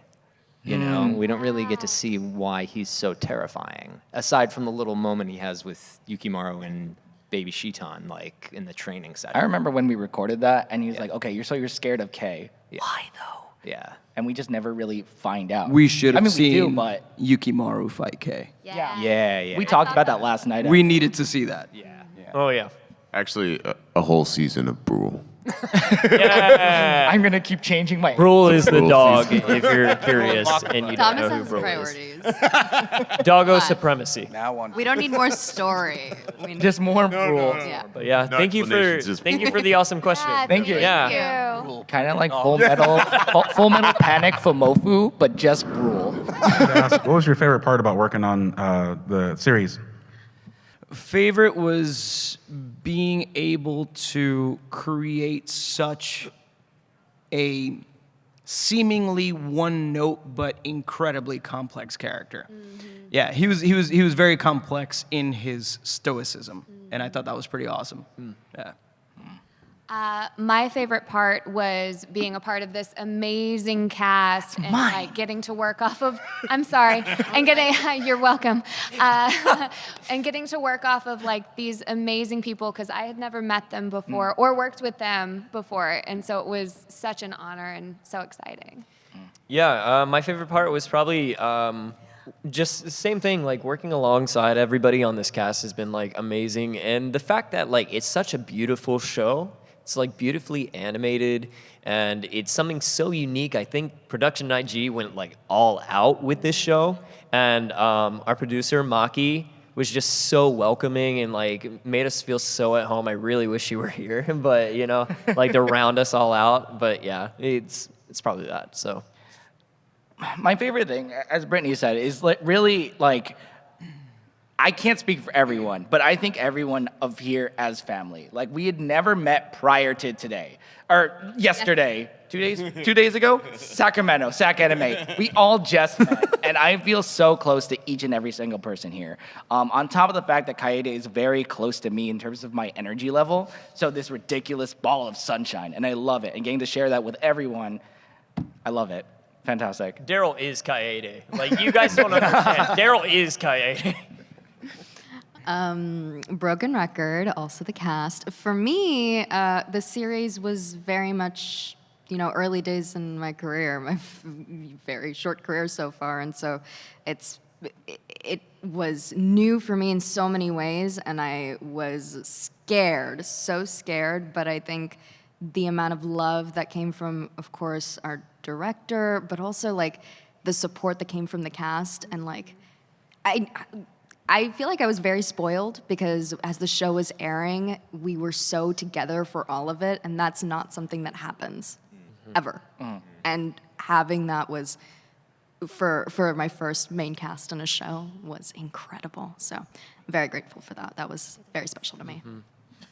Yeah, just to repeat what everybody's saying, I feel like being a part of these Goblin Nights and for this anime has been so awesome.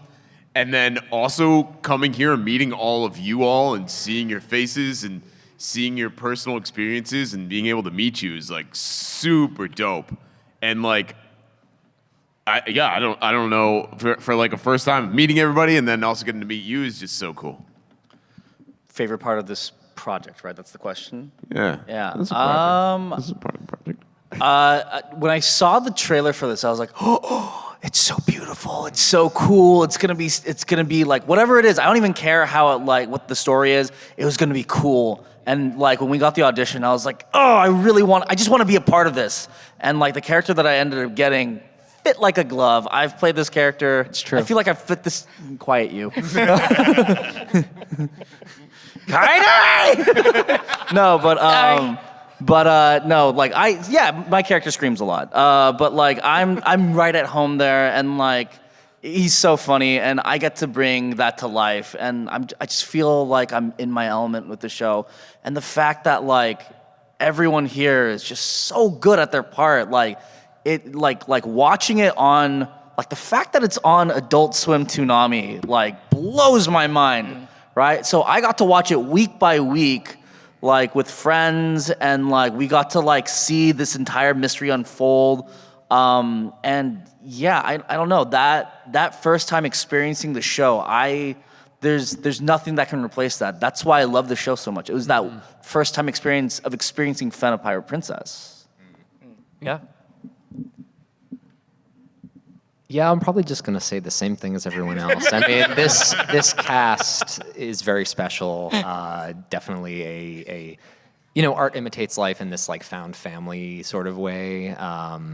Yeah, just getting to work with everyone here, honestly, and also just to like work on something that is really beautifully written, beautifully animated. It's a really just like great story, I think.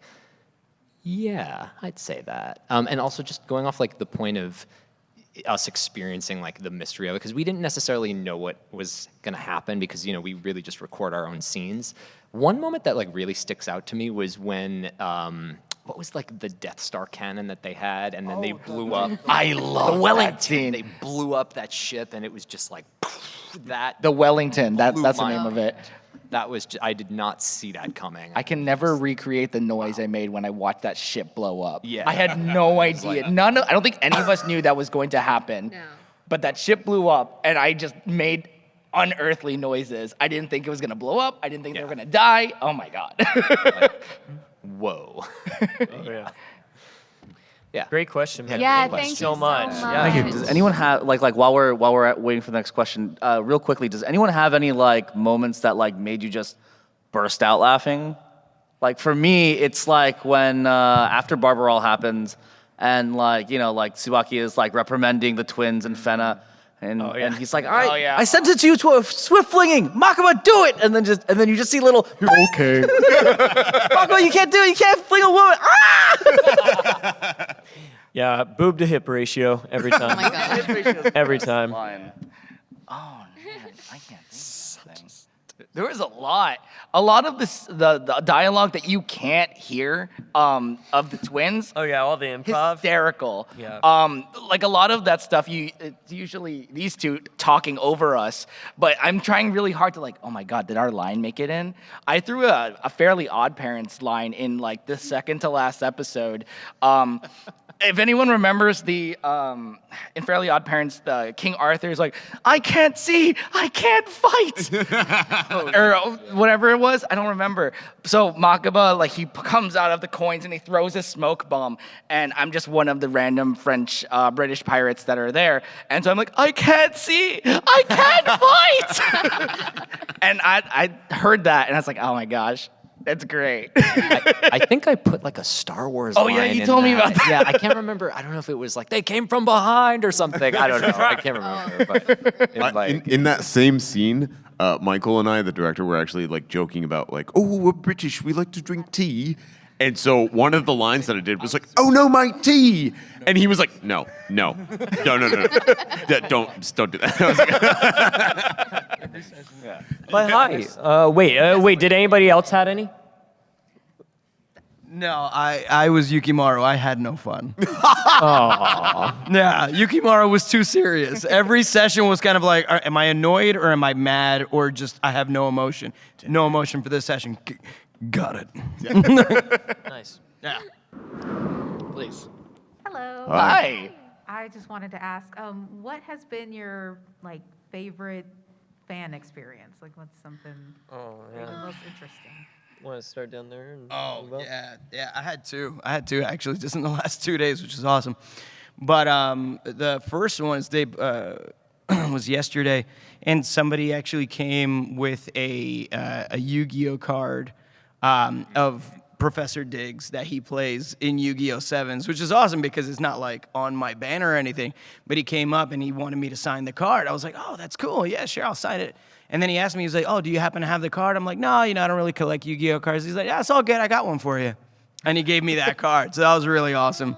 So I thought that was really cool. And then today, somebody came and had a DVD of a really awful 80s movie that I got brought in to dub as one, like a mayor in this place. It's called New York Ninja. Look it up. It is the funniest bad movie ever.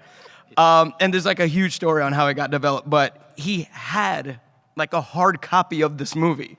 And he was like, I know you're in this movie. Can you sign this? I'm like, I barely remember I'm in this movie. Yes, absolutely.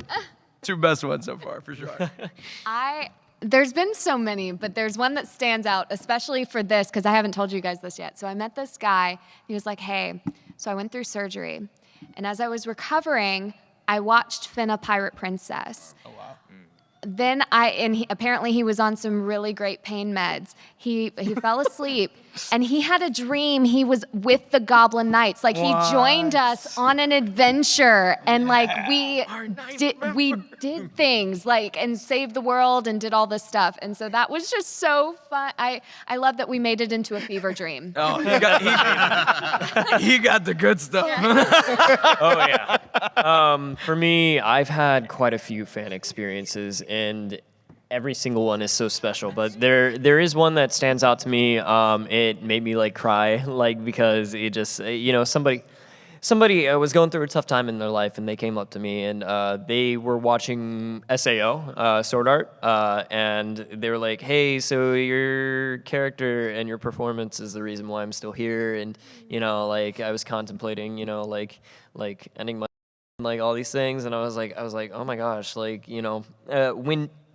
when you're in the middle of recording something, you don't always realize how many people it actually will reach. You're kind of like, sometimes you just have a bad day, and you're like, okay, I gotta get through this session.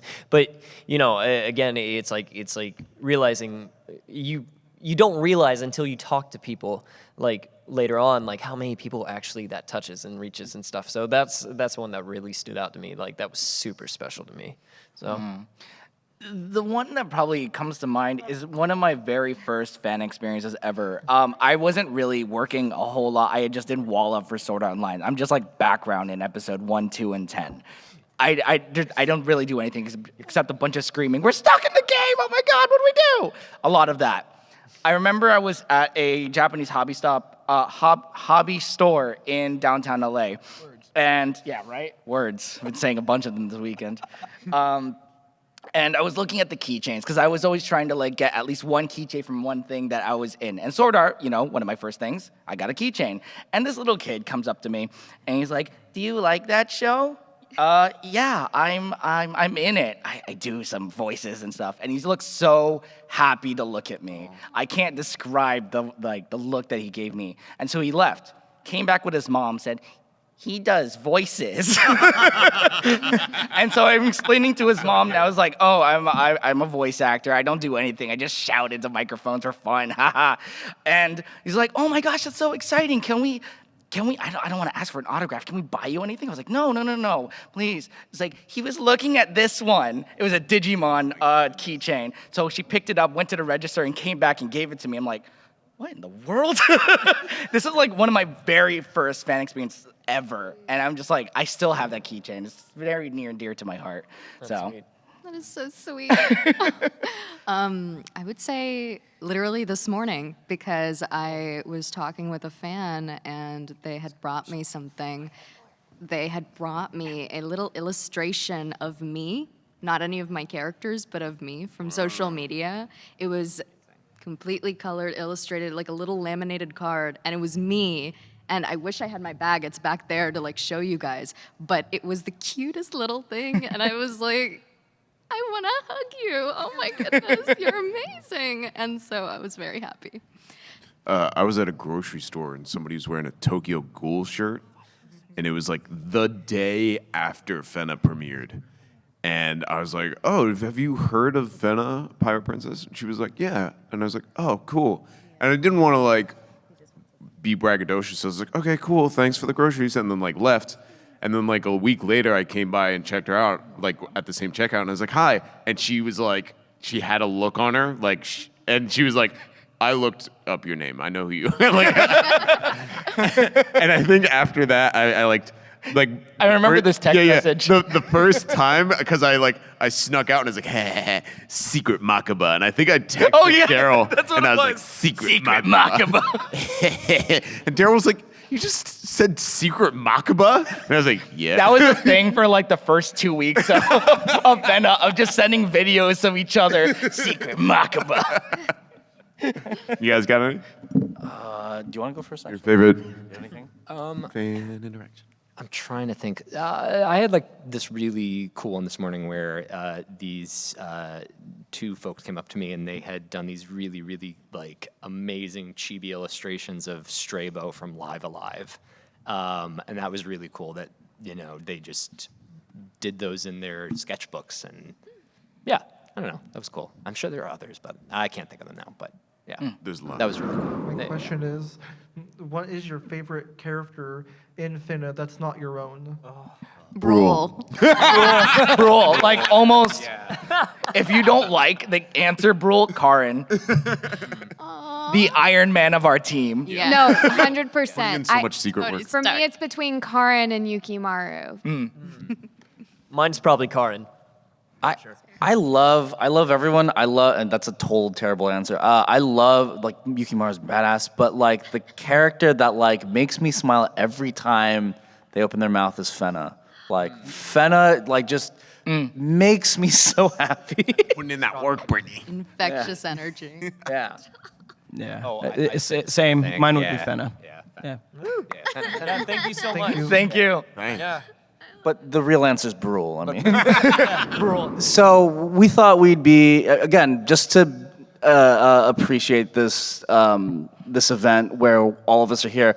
Hold on, question: out of the entire crowd here, who's watched Fena? And yeah, a lot of you. Just raise your Awesome. hand. I love you. So you guys are familiar with all like the scenes and stuff like that, and so we're not gonna do like a huge explanation per scene, but I had an idea, which was we have our scripts, and we were thinking about going through our scripts, going through certain scenes, and just changing up the characters to see what happens. Mostly, I'm curious, but yeah, that's what we're gonna be doing. We're gonna be going through just a few scenes, and then after we're done with this, we're not gonna play music or anything like that, or like, you know, be like, okay, you're gonna do it this way now and be perfect. We're just gonna go with our scripts, and we're gonna do scenes, and then afterwards, if we have time, we'll take more questions.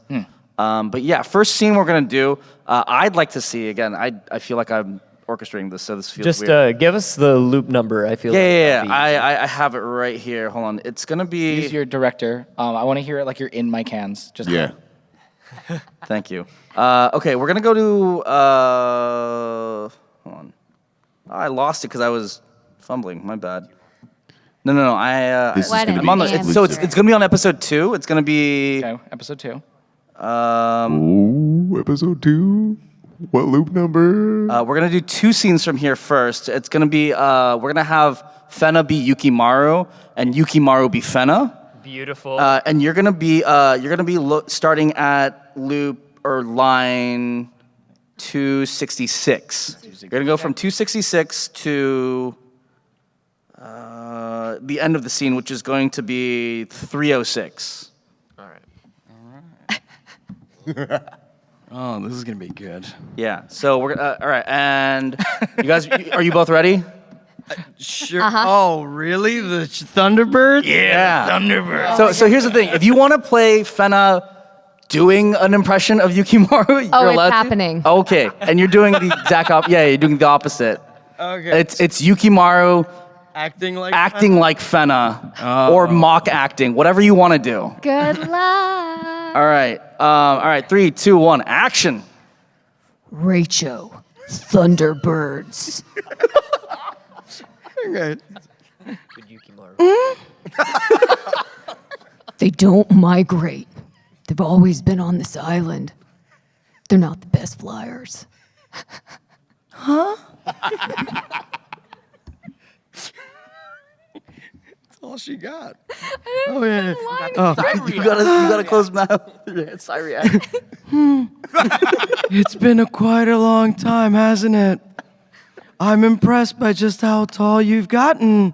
Back when we were children, you were always a little shorter than me. We called you Pipsqueak, and man, you do talk a lot. Stop talking. Always the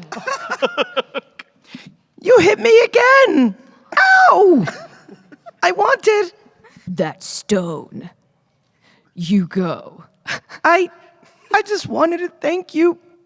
Ever since that night on the Hope Bite. That's not necessary. You saved my life! My ears are turning red. That's not written. You're not saved. You haven't been saved at all. Huh? Have you solved the riddle of the stone? Oh, this? No, I still don't remember anything.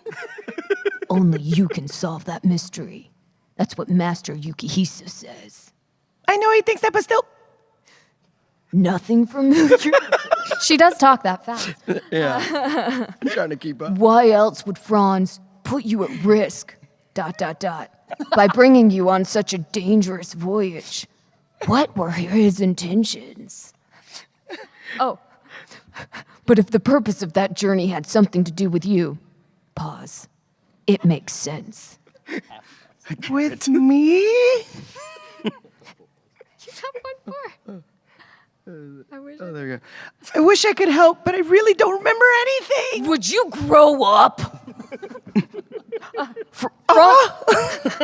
Franz is gone because he attempted to make that voyage. That man was willing to give his life to see his mission through. Aren't you even a little curious as to why? In our lives, we have duties and obligations, a purpose that's given to every living creature.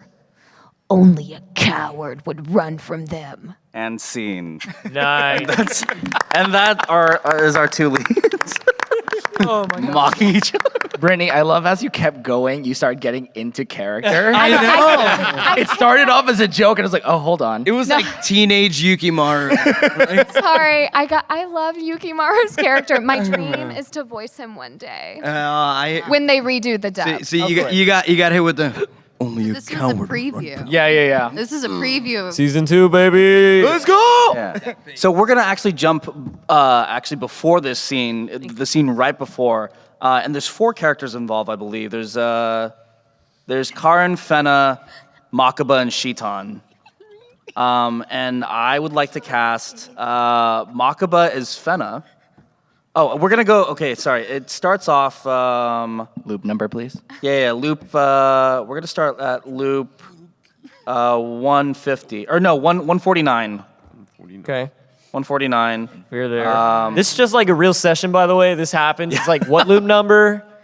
Oh, okay, I'm there. Control Stand F. by. Yeah, and now what? Who's Makaba? Yeah, we're gonna have Karin as Makaba. Okay, so Anjali is Makaba. Yeah, and then we're gonna have Fena. I'm gonna use you again. We're gonna have you as Shitan. Oh my god. You're gonna be Shitan. Oh my gosh. Very nice. And am I missing anyone? I think that's it. How about Nick? You play Tsubaki. Okay. We're gonna go from the top over there, and then we're gonna get to.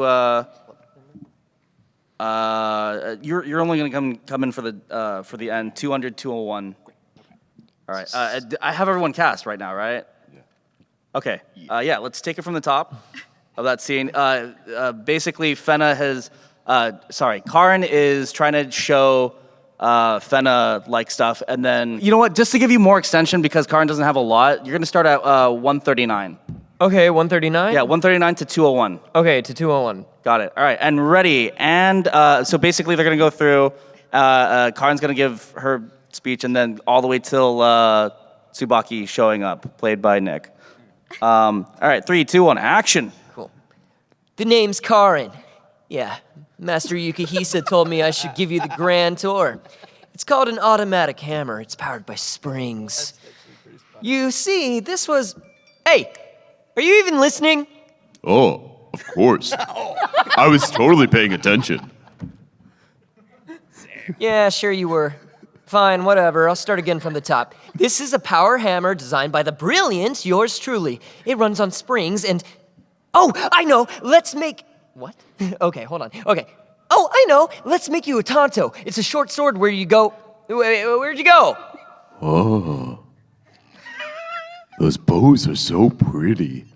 Are you interested in bows? Their colors change in the sun. It's actually quite fascinating when you observe the difference. It's huge. But light. And it's so pretty. The dye is made from sea snail shells. Okay. The color's incredible. Why, thank you. I never asked your name. My name is... Hey, Makaba! That bow is special. He's the only person who can make them, so be real careful with it. Oh, and there's only one person on the island who can use it. Oh, really? Just one?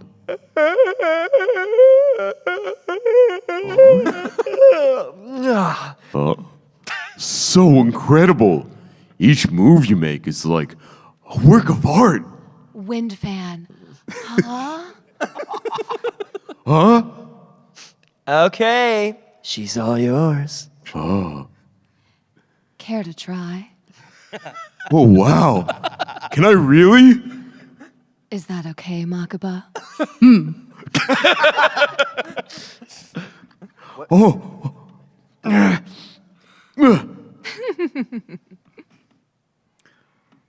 They keep falling short. Oh, come on. I'll get it this time. Prepare to be amazed. Excuse me. Huh? You don't need much strength. Whoa. Damn. Now, pay close attention. I just need to aim for the middle, right? That's right. Although the target's sneaky and will tempt you, don't let the target distract you. Distract? Don't let target? it distract you. Distract the target? Script error. Rewrites. Oh, yeah, we use the alt. Gah! I hit it. It kind of went like this, and then and then it went this way again, and then it went all shwoom, and hit it. Shwoom? Shwoom. Shwoom! Was that it? Oh, you're Fena, right? Yes? Yes. Yes. I'm Shitan. Welcome to the island. If you have any questions, don't hesitate to ask. Guys, it's time for kobiru. Kobiru? Kobiru, it's just a small meal you eat between breakfast and lunch. Oh. It's like a snack. Like this? That's perfect. Baste them with miso and grill. I guess we'll keep going, Yeah. No, it's fine. Keep going. We're just gonna do the Do whole that. episode. The whole episode. Yeah, we're gonna do. We're gonna do the whole show. One, you're gonna, Kaede, you're gonna play Enju. Oh, have fun. Is there an Enju? Tsubaki, I can help with. Don't you dare set foot in here. Why not? His palate is lacking. Smells so good. They're gonna taste just as good, right? You better believe it.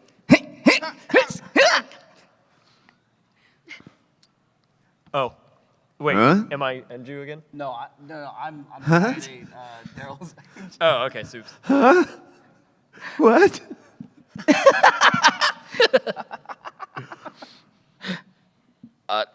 Oh, she's cute. Fena. Yeah.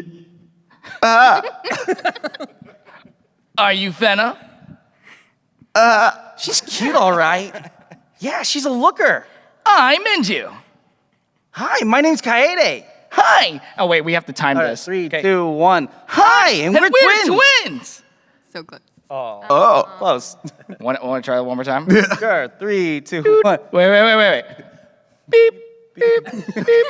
Hi, And we're twins. That was, There you go. Yeah. Uh, Well, well, who do you like better, him or? Yeah, I knew I was forgetting something. Allow me to introduce these clowns. These are ants number 1 and 2. If they ever bother you, just squash them. okay. They're ready. do we keep going? No, we can stop here. Cut! Yay! We did it! Very good, very good. Enju is basically the same as Kaede. I didn't have to do anything. They're totally different, dude. I like for real was like you could have played like both of those guys because it's funny because he did it in the same cadence. The hi, I'm Enju. Yeah, and like did the whole like musicality and everything. Like the hi, I'm Enju. You know, and like just absolutely like killed that. It kind of freaked me out actually. So good job at being good. So we're gonna have Twin 1 and Twin 2. Go to episode 3. And this is the part where after the twins, the twins in the show are fighting, Yukimaru picks up Fena and like runs, and he gets shot. And when the coast is clear, he says his first line, and that's gonna be starting at 4:07. Okay. And then it's gonna go till 4:22. What are our roles? We're gonna have the twins do this. So we're gonna have Yes. yes. Brandon, who do you want to be? Can I be Yukimaru? You can be Yukimaru. Yes. Yes. That means Darrel. I'll do my best like Rob impression. Yeah. Yeah. I want to hear what you would have done if you were cast as Yukimaru. All right, cool. Okay, so from what one? 406? Yeah. 4:06 to 4:22. It's gonna be a short scene. Cool, here we go. Hold on. Brittany, speak for me really quick. As Fena. Yeah. Plan B. I'm gonna do this, and then I'm gonna do this, and we can get out of the place. It's gonna be so fantastic. Cool. All right, good. So good. All right. I'm trying to remember what you sound like, man. Do your get in line. Fena. Yeah, there you go. That's where we want to be. Yukimaru. Right there. Fena. Cool, yeah. There we go.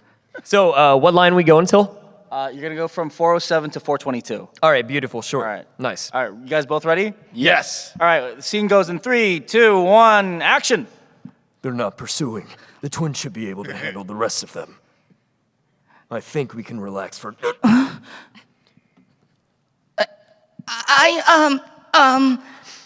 Oh, did that hurt?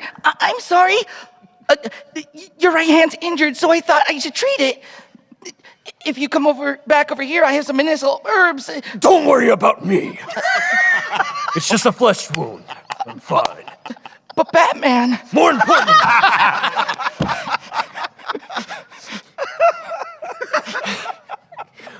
More importantly, think before you act. Everyone's putting their lives on the line for you. So stop being so impulsive! Sorry. Let's go. Oh yeah, Fena. Oh my God, Batman. I'm sorry, okay? Christian Bale. Yukimaru is vengeance. Yeah. I am the knight. The first part is going to be us as our characters, because that's something we didn't do yesterday. And then when we popcorn, we're going to switch roles. So everyone has their scripts open. We're going to start on episode 4. It's going to start at loop 13 and go all the way to loop 97. All right? So that's first part. Everyone's going to play themselves. And then when we get to 98, we're going to popcorn. And this is what the cast is going to be. I'll repeat it after we get to 97. But Darrel, you're going to be Fena. Oh, what the hell? Brittany, you're gonna be Enju. Oh. I'm gonna be Kaede. Anjali, you're Shitan. Nicholas, you're Makaba. Brandon, you're Karin. Yes. Tomas, you are Yukimaru. And Rob, you are Tsubaki. Starting at loop 13, and we're going until 97, and then from 98 to 173, which is where we're gonna end, we're doing the different casting. And by the way, feel free to have fun with it. And if you want to jab at the character that you're playing as, with your own original character's mentality, go for it. Do whatever you want. Have fun with it. Nice. Yeah. All right. So we're gonna start at 13. We're gonna start with me. And 3, 2, 1. And you two are absolutely sure that this is the destination? Yeah, of course we're sure. He said DeBar Hoppenstein. Yeah, and Dresden too. Wasn't it a Dresdenina theme? Not even close. It was Dresden Bar Diddle Oh, Pop. yeah, that's it. Why'd I bother? I'll just ask Fena later. Huh? Why? Shut up. No, try again. Okay. Get it right this time. All right, I'm sorry. Okay, All right. 1, 2, 3. Huh? Why? Lieber Obenstein. So, Dresden then. Yeah, I knew they had no idea what they were talking about. But roger that. Thanks. Okay, that should do it. I'll change it again tomorrow. I'm sorry for being so impulsive. There's no need to keep apologizing. You made your point the first time. Well, it's just Protecting you's our job, so it's fine. that may be, but from now on, I'm gonna work hard to try and be more useful to the team. That won't be necessary. Besides, you're sorely mistaken if you presume you can be helpful to us. Dang! I'm sorry. Continue. Stop putting yourself at risk. Don't do it again. Don't order me around. Like it or not, I will contribute to something. That attitude of yours is what keeps getting us into trouble. Go pick. That's your line. Go pick fleas off your dog and stay out of the way. No way! Ugh. Who's Brule? I was doing Brule, but... What's wrong? It's not like you to raise your voice, especially not like that. Normally, you just whack people on the head and be done with it. Just let me pass.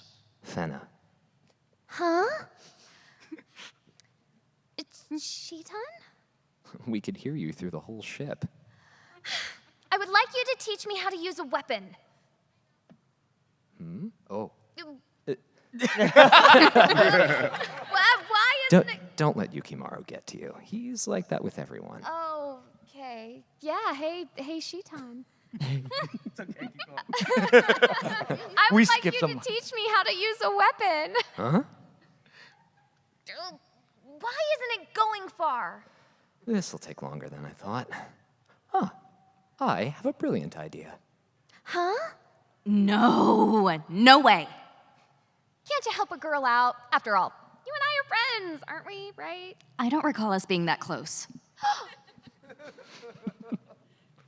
Besides, I don't like what that jerk's implying with, oh, if Fena can't handle a bow, then give her an easy girly weapon like a gun.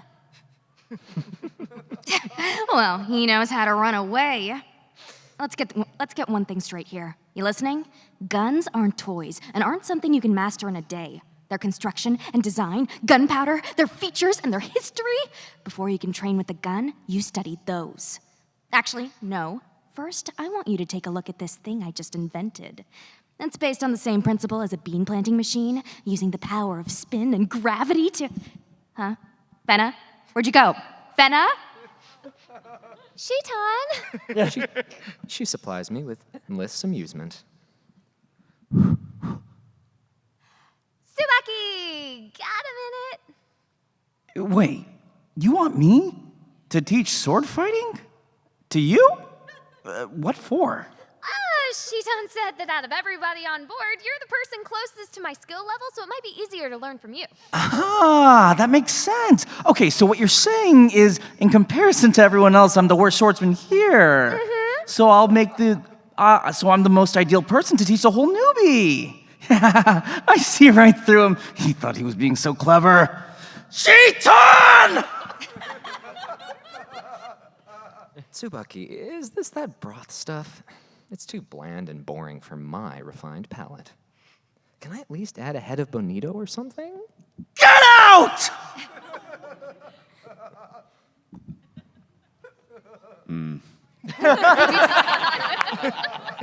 Oh, this is the 1, 2, 3. No way! In the end, everybody turned me down. Could I really be that hopeless?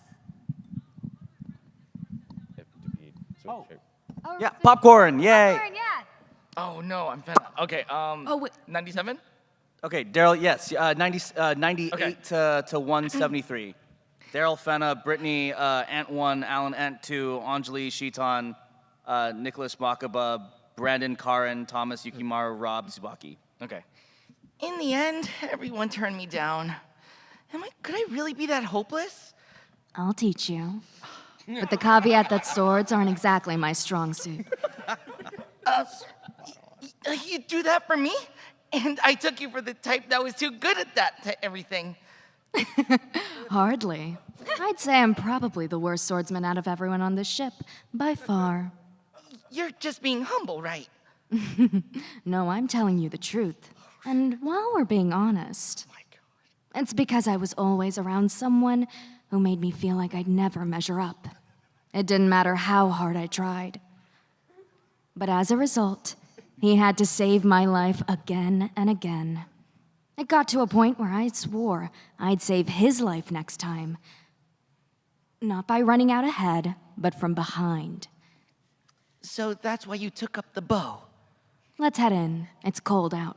Sheeton! Oh, my voice is shot. I have to get stronger.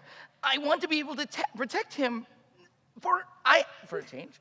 Protect him. I want to be able to protect him for a change, the way you did. We'll begin tomorrow, before breakfast. Next day. The next day.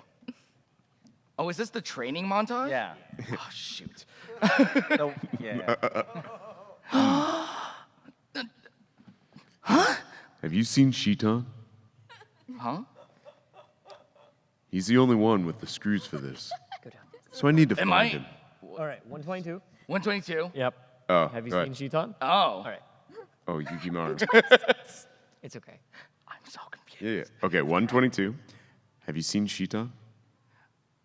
Why? He's the only one with the screws for this. So I need to find him. Oh, well, look, About this morning. Sheeton was on the deck until a few minutes ago. Up there with me, actually. He might be in his cabin now. Between us, I think I'm starting to understand his sex appeal. He's got such a way with women. He's handsome, strong, and kind. It's almost unfair.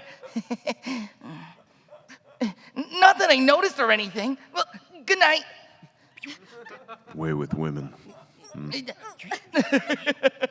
Oh, this is the robot. This is the robot. Oh, oh, gosh. It's like I didn't even watch the show. Come on, Darrel. I'm sorry. Do you want me to do all the effort? Do it, every single one. Okay, Go.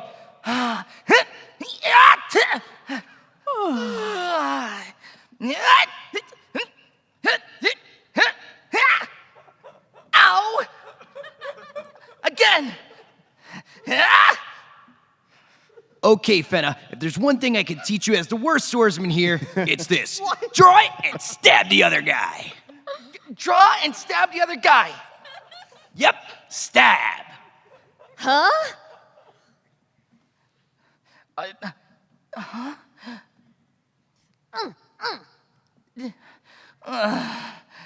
You're late! Huh? All wrong focus. Elbows in. Your right elbow's drooping. What'd I just say? Really? No, your back's all wrong too. I swear, if you don't pick up those elbows. See, if you want them up like this, because if not. Ah! Shoot before my signal again, and I'm Shoot before my signal again, and I'm revoking your gun privileges. Is that clear? Yes, ma'am! I can't hear you! Yes, ma'am! Look, the meek maybe inherit the earth, but they make crappy marksmen. You can't shoot because the gun doesn't respect you. That was brutal. Both the practice and the yelling. Eat all of these. And that's, yeah. And scene. Scene. Oh my God. We did it! Woo! I didn't realize when you told I had forgot that scene between Fena and Yukimaru was in this. That is one of my favorite scenes that I. Well, good night. I never understood his sex appeal. Actually, I have a request. Doing this, and I was like, oh my gosh, it is that scene. I love this scene. I'm so mad. I have a request, almost like as a fan, as a viewer, as also an actor and friend.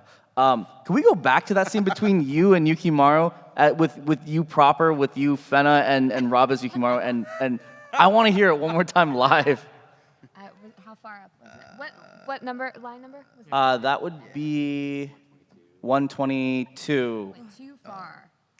Some fun trivia on that episode. That's actually the first time that me and Brandon actually recorded for each other by accident, and we didn't realize until it was on Toonami. You had to go back and re-record. No, I was recording for Scar and the Praetor at the time, and I had a session with Stephanie Shea, and we're like, hey, off topic. Did you know that we recorded for the wrong characters?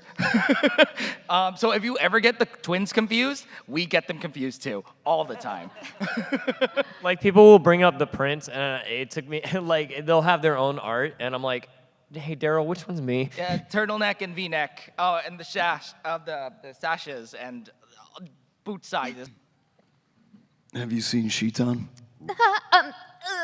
Why? He's the only one with the screws for this, so I need to find him. Oh, well, look. About this morning. Shitan was on the deck a few minutes ago. Up there with me, actually. He might be in his cabin now. Between us, I think I'm starting to understand his sex appeal. He's handsome, strong, and kind. It's almost unfair. Not that I noticed or anything. Well, good night. Yeah. Way with women. I feel so bad. I butchered that scene like crazy. She talks really fast. You're so perfect for Fena. Oh my It's, like, God. insane. I always have to do the arm movements. Like anytime she does the robot, I'm like, what? Well, I think with that note, I think this wraps up the Fena panel. Guys, thank you so much for, showing up. Thank you so much. Thank you for having us.